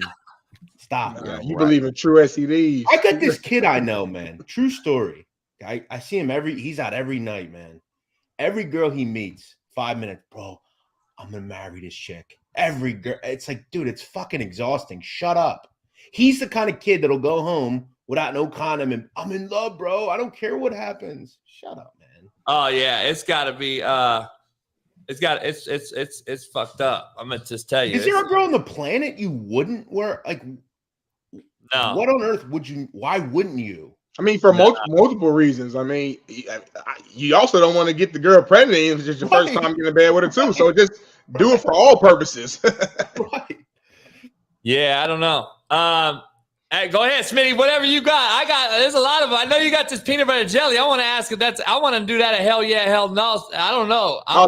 Let's do it then. Okay. We all, grew up a little different, but I know we all had different backgrounds. I'm from the hood. I grew up poor, and in the kitchen, we had to figure shit out some days. You know what I'm saying? So I want to ask y'all, are peanut butter and jelly sandwiches the best struggle meal of all time? Hell yeah or hell no? By far. Hell yeah. Hell yeah. I mean, look, I'll tell you right now. Two of them things a full meal. Double stack. I'm going to tell you a secret, Smitty. You don't know this about me. So I lost 140 pounds, okay? And when I first started, I wanted to find something in the middle of the day I could eat that was, something that would fill me up and I could get some energy. I eat peanut butter on wheat bread for like a year straight in the middle of the day. It's a great suppression meal. It makes you feel full. He's right. It's cheap. I mean, I 100% agree. 100% agree. You ever heard of a little poor man's pizza? A little motherfucking white bread. You take two little pepperoni, a little cheese on it, call it a day. Oh, I like that. JB got to look in his eye, though. I feel like JB don't agree with us right now. That's Coach Chef JB. I mean, he's eating fucking Kobe beef every night. No. We said, hell yeah, hell no, the best struggle meal. Right. Right?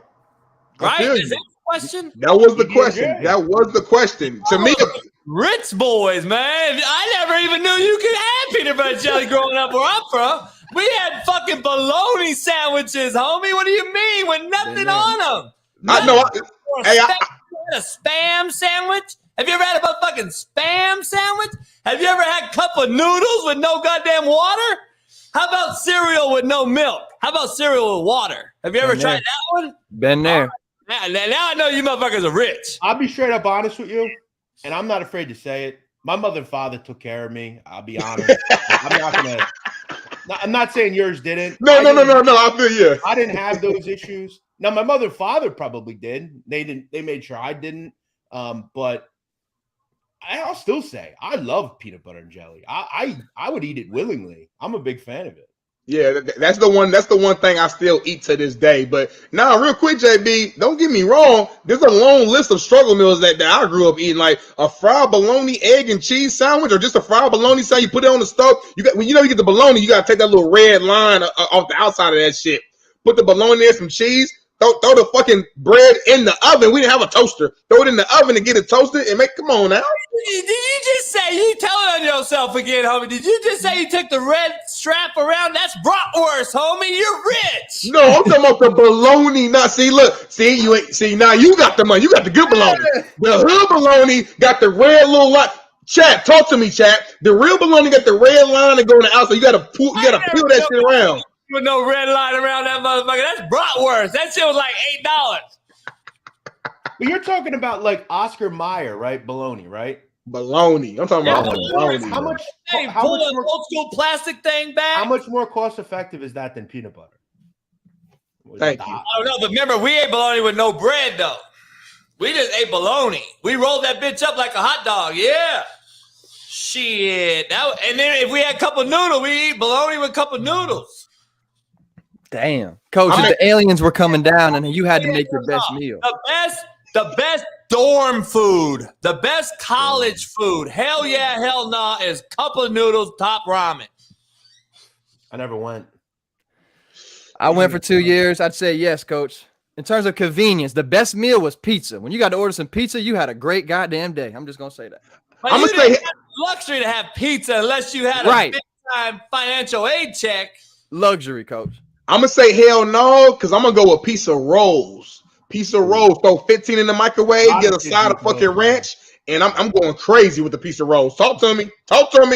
Need that. Smitty be telling on himself. He a rich motherfucker, got money in college. I didn't have him in college. I ain't gonna lie. I had him. How much do you think this shit cost, bro? You get pizza rolls from Aldi's. What you mean? You put a quarter in the fucking cart. You push the fucking rack. You get the non-branded pizza rolls. Cost you $3.20, $3.75. You can get them from a corner store. You can get a pizza roll at a corner store, bro. JB lives in Cali. You know everything's fucking $1 million over there.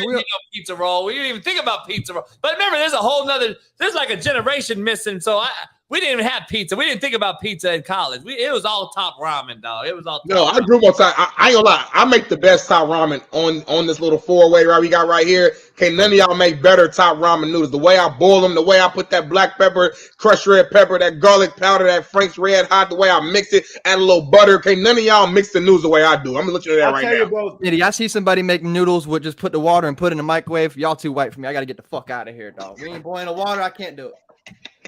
If you ain't draining the water, I don't fuck with you either. But you gotta drain it after get that flavor in there. If you ain't draining it, then I can't even respect you no more. When it comes to ramen, though, all due respect, Smitty, I only trust people that have been in prison that have made they know how to make Cheetos ramen. Come out, you know it's real.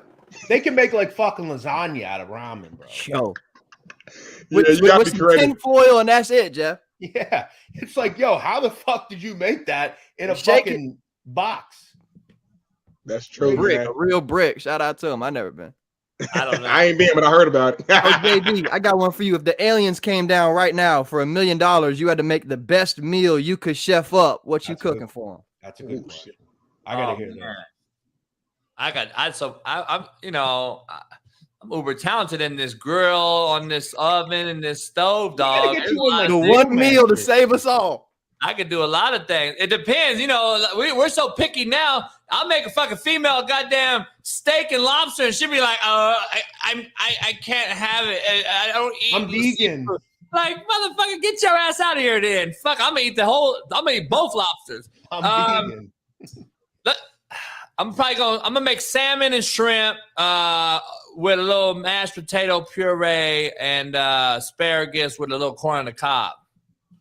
Hey, hold on. You know, JB, you know you got money when somebody says puree. I don't know if that even mean. My man said a puree. I learned that as I've gotten older, Big Smitty. Don't even trip. Yes, sir. Yes, sir, indeed. Hey, it's just mashed potatoes. You make that motherfucker puree. You turn it into like a liquid form. You lay the salmon over top of that motherfucker.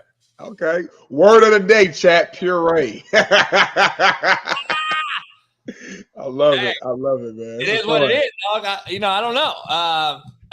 It's kind of interesting. Interesting take. There's a lot of food, though. You got to take, some people won't eat seafood, though. So it's like, Yeah. That Chinese food you made the other day, that chicken fried rice, to me, should have been your go-to meal with that orange chicken. Alien would tear that the fuck up. Jeff, where are you from? Or where you live? Philly, outside of Philly. Philly is too easy. I was going to ask, like, Cali, what's the Cali food? If I go to Cali, what food do I have to leave? Obviously, I'll tell you Philly, right now, if I'm going to Cali, got? like I've been there maybe once or twice in my life. I mean, the first thing I would want to eat is like tacos. Yeah, tacos is fire out here. The Mexican food, the Mexican scene out here is phenomenal. Now that said, hell yeah, hell no. Let's get into some real shit real quick. We got about 5 minutes. Hell yeah, hell no. You go to the restaurant with a female and you order a margarita or a martini, either one. If they bring it to you in the fucking martini glass, are you sending it back? Hell yeah or hell no? I'm never going to order one, so I'm out. Or are you sipping that motherfucker like Smitty? Are you sipping it with the pinky out? The salt on the rim. I'm a big pinky guy, so hell no, I ain't sending that shit back. I love a good strawberry margarita. Listen, real quick, because I'm glad you brought this up, JB. All this glass though, Smitty. The glass is the feminine and the masculine part. You got to bring me a martini in a regular glass. If you bring me a martini in a martini glass, I'm throwing that motherfucker at you. That's for the female. Man, listen, at the end of the day, a glass don't define my masculinity. I know who I am as a man. I don't care if the glass shaped like this or shaped like that. I'm Big Smitty. I define the masculinity. If I'm thirsty and the drink is in the glass, I'm gonna drink the glass. Hey, Smitty, me and the homies are over there looking at you like, this motherfucker drinking out the martini glass, dog. See, that's that old and young. That's that old school shit. That's that old vibe where everybody got to be macho. You gotta, I know who I am. Hey, that's it. Yeah, hey, shout out to my boy Ryan in the chat. Preach, Smitty. I hear you, my guy. Thanks, Ryan. Appreciate you. I don't know, dog. Oh, Rockhead. Come on, man. We got too many young cats in the crowd now, man. Wow, wearing your pink shirt. Hell yeah, hell no, Jeff. The real men wear pink. Bro, I grew up. Cameron was my hero. The Diplomats, absolutely. I still wear pink and purple. Harlem. Listen, Cameron pulled up in the pink Range Rover with the pink mink coat on. Clean. Come on, man. That shit's in the Smithsonian, coach. Back in early 2000s, a big tall pink tee, 3XL with the chain. He got the fuck out of here. He can't relate. Smitty, listen. At Foot Locker, they used to do 5 for $20, right? Yep. You get 5 white tees. They used to have the pink tees, right, as well. $40, you're getting 10 tees, 5 pink, 5 white. Boom. Can't beat it, bro. Air Forces, beautiful. I lived off that, bro. I used to go. That's all I used to get. So, as soon as I get dingy, get another 5. I have probably 80 tracksuits. Tracksuits is my thing, right? Yeah. My favorite one is it's like a lilac Nike Tech. It's my favorite one. I love that color, man. What about golfing, coach? This is a pink golf shirt. You ain't rocking I with wouldn't this, wear dog? that. I would A not little something? I wouldn't wear that. Just I know golf the wise. fucking problem. And that's all I gotta say. Now I know why we are how we are. I'll tell you what, a woman, bro, I get so many. I love that color on you. You know, like, yo, chicks dig that shit, man. Well, in my studio, coach, I'm in my room right now. In my studio, I got the cyclorama wall I could change. When I have it pink, all the bitches love it. It looks so good on your skin. If they like it, coach, I'm gonna go with what you think. JB, you gotta adapt, JB. You gotta remove that macho. You're already proven in the streets. You from Compton. You ain't gotta act. You ain't gotta be macho no more. You good. Do what the ladies want, man. It's a different time. That's what you're all confused about. The women don't want that shit. They tell you that shit so they control the narrative. They now want to be the man. They want you to wear pink, homie. Coach, what is wrong? I'm just being honest. What's wrong with a Lacoste shirt, polo shirt, pink with the white horse or alligator? What's wrong with that? What's wrong with that? Little brunch vibes. You would look, with your tan, man, you'd be good. I think JB would look clean with like that. So that little button-up shirt that you just pulled out, a nice little like pink and white, green, kind of like watermelon type color, button down. You got the first 3 buttons down, showing a little bit of that taco meat you got in your chest coat. I think that'd be clean. Let me tell you too. I heard some crazy shit. There was a bar stool. There was these 2 girls talking about dudes that wear chains are douchebags. They said. I saw that. Bro, I saw that. First of all, there's 2 things I wear and 2 things I do not wear. I do not wear shorts ever. Wow. You wear shorts? No, ever. No, like ever. Is that because of your stature, your tan line? What is it? I just don't like. I don't think they go with anything. I just don't like the feel at all. Hold on, I'm all short. You might never see me in pants ever. I don't wear shorts. You don't go in the pool sometimes. Like when you type of dude go swim pool with a story. You go swim pool with a jersey on, some Levi's, don't you? No, listen. If I have a jet ski. If I jet ski, that's a different story. Okay, but I don't on the street wear shorts anywhere. Just don't do it. I feel you, man. I like shorts sometimes. When they get hot outside, you want that air come up them shorts and just keeping you free and just flowing. Like you feel like a butterfly with the shorts on. Hey, there's also a great scene in Sopranos. Tony has a cookout and he invites the New York boss over. Florida boy. The New York boss walks over to him and goes, you know what I'm talking about?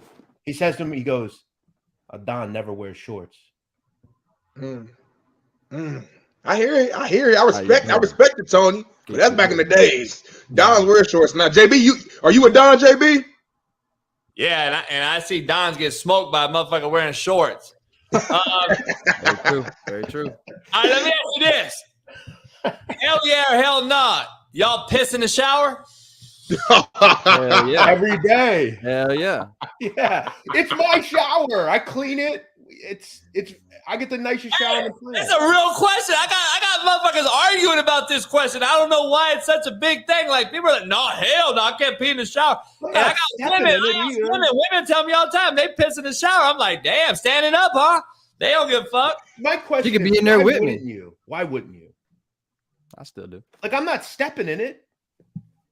I know. Even if I do, I'm in the shower. I don't know what that thing is about. Like you by yourself. Whoever would know anyway. You could be lying right now. Exactly. You could be lying right now. You're going to lie either way. You're going to go with the contrary to belief part of this thing. I don't know. Shit. It's one of the reasons I don't get in the ocean. Because you know how many motherfuckers are like, the ocean is disgusting. Especially the Jersey Shore where I go. It's like a fucking cesspool. Like the ocean's a disgusting, awful place. I feel you on Hey, that. see, I'm the only one with the hell yeah, hell no's right now. Hell yeah or hell no. Jessica Rabbit is the baddest cartoon character of all time, and every one of you rubbed one out to that motherfucker. Well, not the second part, but the first part, absolutely true. Yeah, I didn't do the second part. I will say hell yeah, but there's a very close second. That girl in Space Jam. Oh, Lola the bunny? Something about a bunny, dog. It's just something about a bunny. Lola was a bad bunny. Hey, she's depicted from her. Yeah. Well, it makes sense. They both bad. They sisters. Rabbit, though. Yeah. Coach, I don't got a hell yeah, hell no, but I got a thing that I like to do above or below 5, plus or minus. Jeff's the betting guy. Can y'all tell me above or below 5, how many times have you been rejected? There's a Fab Five right there. Why don't look at that Fab Five graphic right there? Like that. How many times have I been rejected? In your life, it got to be above 5. Whole career. If you say below 5, you're a fucking corny motherfucker. You lying. Yeah, it's above 5 for sure. You have to admit defeat. We've all been there. How many times have you slid in a girl's DM above or below 5? Oh, 5 million or 5? Hey, Been Jeff blacked said, out drunk. Hey, Jeff said, I just slid a DM just now. Yeah. I'm doing it right now. This week? Hey, I'm going to be real. Can I go back to my answer, though? So I don't corny and shit? Because I'm going to be honest. I just win. You know that song? I don't know about y'all, motherfucker, but damn, you must take defeat well and wear it well. I don't take defeat, dog. Let me ask you this. Let me ask you this question to answer your question, though. Is a denial from the jump, and I flip her because I am the best recruiter in America. I flip the decision later on, and I get her back on my side. What is the real answer? Is it at the very end of it all, or is it just the beginning? Because I've been said no to, but then I flipped her later on. I turned the narrative, and I got her on my side. A lot of us have lost initially and won, right? I hope. The greatest thing a woman can tell you, other than, wow, I was surprised. I didn't know it was that big. 2 is, I didn't really feel you at first, but you grew on me. That's the best because you worked. You did what you had to do. Yeah. You put your work in. And as you said, you're a great recruiter. It might be no right now, but I'm a salesman. I'll sell you on it. That's right. Hey, my wife told me no initially. I'm gonna be real with y'all. Right, the end matters. It's the end, coach. I said, "Oh, okay. You think Big Smitty can't get you? Do you not know? Do you not know who I am? Yeah. I'm the juggernaut." So I kept working. I took it as a challenge, and the end. And I've never been fucking told no. All right.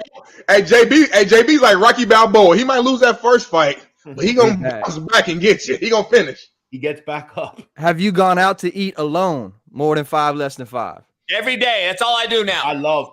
Bro, I said before, some of the best meals I've had. You know, another thing, I love going out alone.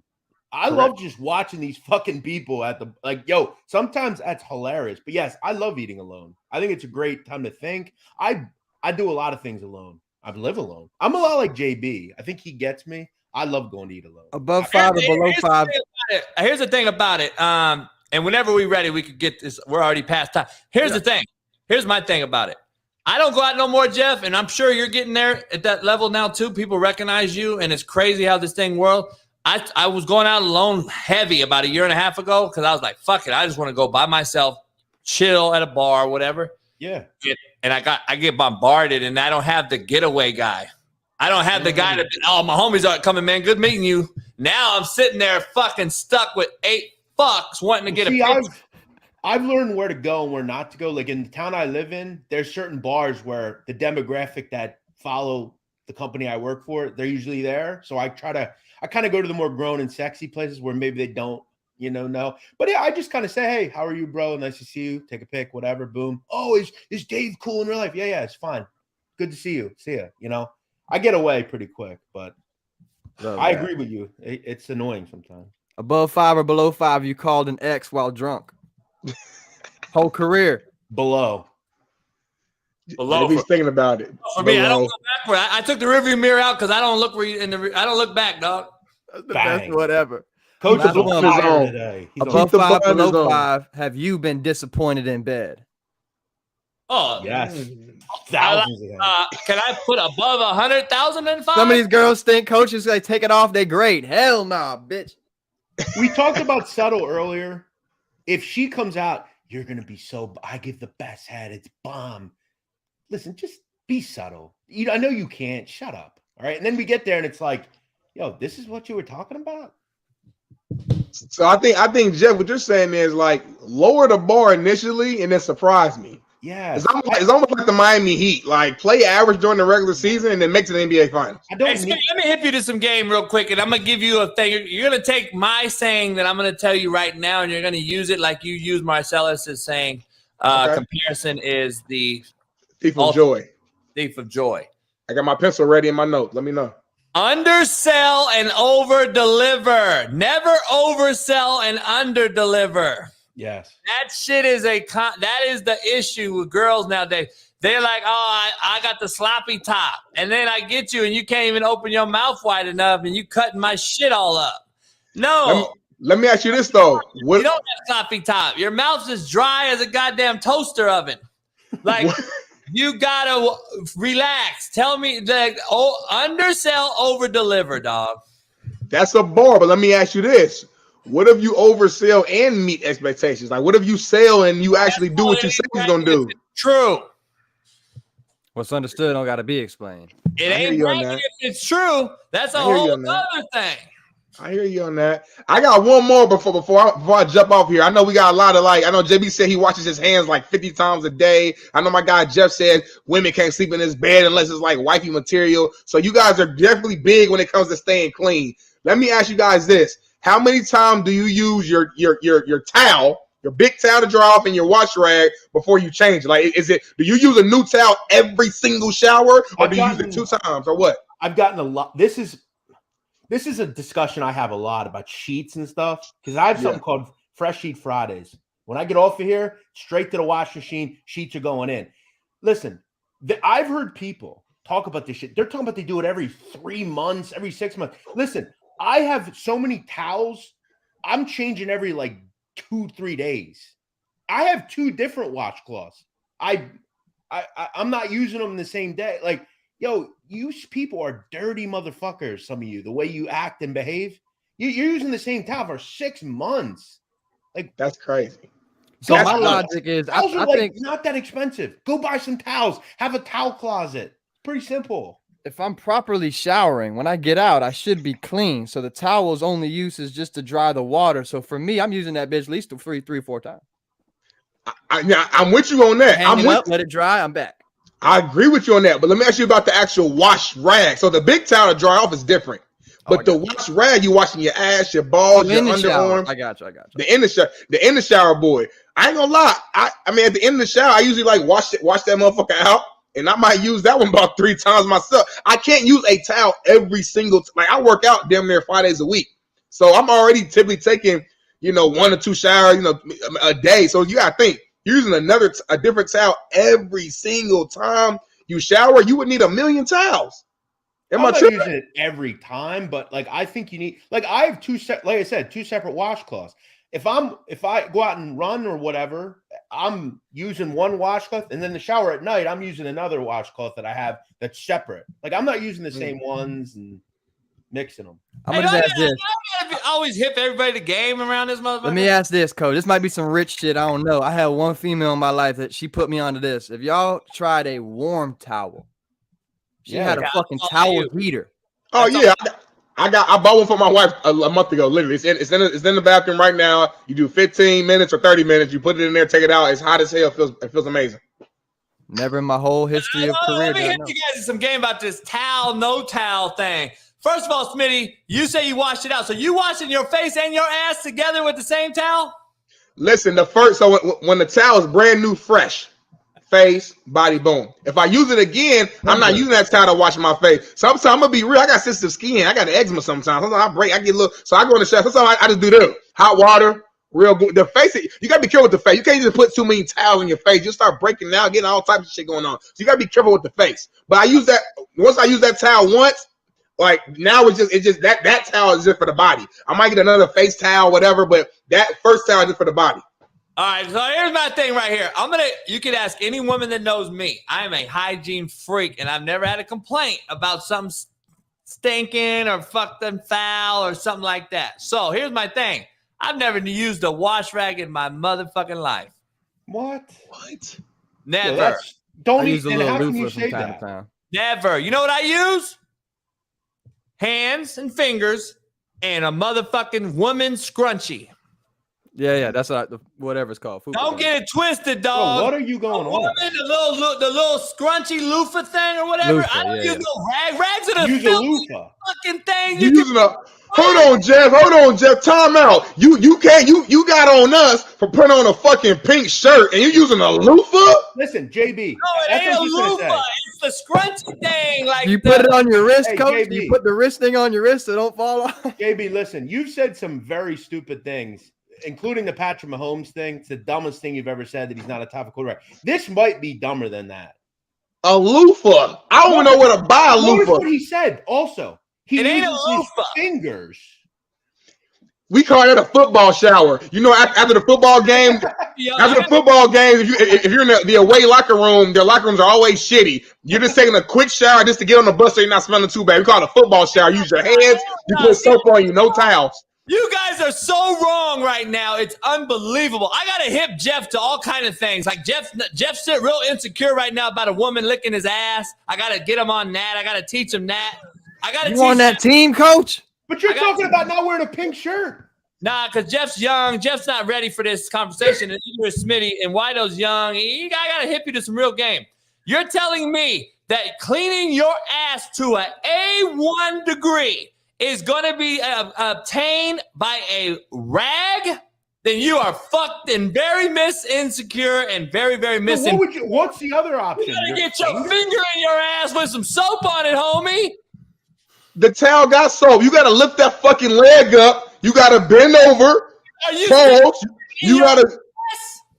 Yeah, but with the rag, get that rag soap, get that Dove soap original scent, get that towel super soapy, put that leg up. You go and wipe. You got to wipe properly, rinse it off, check the towel, wipe again. Like, come on now. Hey, Darnell. D. Jones knows it's real. That's why he say it's wild, because you motherfuckers in the chat know that it's real talk. Hey, Coach. Y'all don't want to say it because y'all think it's feminine. No, You know who that's agrees- real talk. you know- I you know never who had a agrees with woman you? complain, I'll tell you that. You know who agrees with you? Let me go outside right now as we speak and grab the Amish guy off the top of the roof. He's putting the roof on. Let me bring him in here. He probably agrees with you.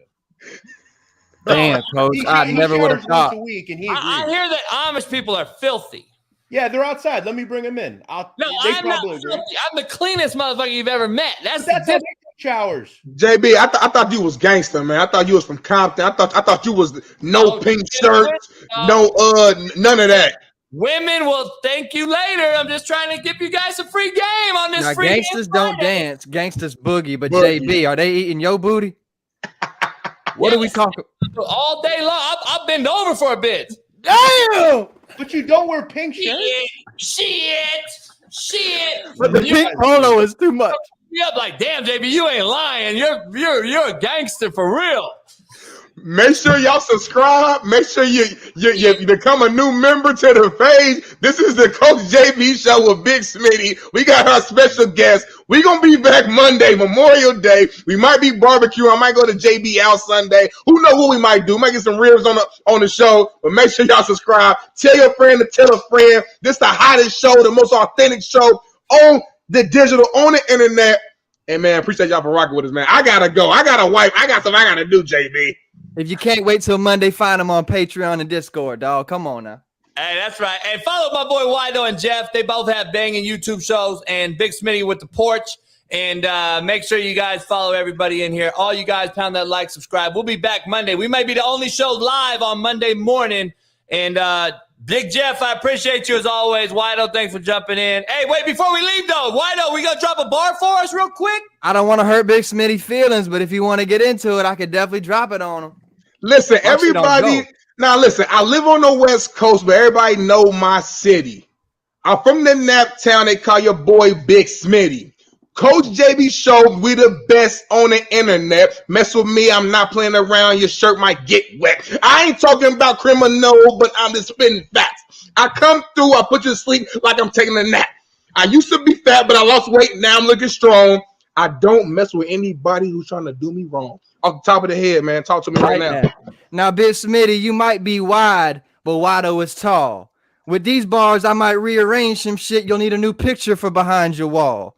I do it all, anytime and place. Jeff, Coach JB, Wado in the face. Whole chat with me. They know I got the bars. And if you want it, dog, we can talk bitches, money, jewelry, and cars. I got it all locked. I got it all good. Jafe, tell him. Italian Mafia, we got the gabagoo. All good. Now, I want to make it clear. I want to make it fast. I fuck with y'all three, but I ain't letting no bitch eat my ass. And that's how you end the show. Hey, man, I appreciate everybody. I love y'all. See you Monday morning. Peace. Peace. What up, man? The Coach JB Show with my main man, Darnell Smith, a.k.a. Big Smitty. I'm going to bring some light to the darkness, man. I'm going to light it up in this mug, man. So I'm ready. It's going to be fire and ice. Even though you bring that heat as well, you might be that ice that cool me down a little bit. Played at Ball State. You've been at Fox Sports with great people around you. You've had Lil Wayne on your show. I respect the hell out of you to see that you're doing what you're doing and still doing what you're doing for real, the way you do it, man. From day one, you had the same enthusiasm. You keep the same enthusiasm, and it's fucking contagious. We're about to give them this fire and ice. The Coach JB Show with Big Smitty.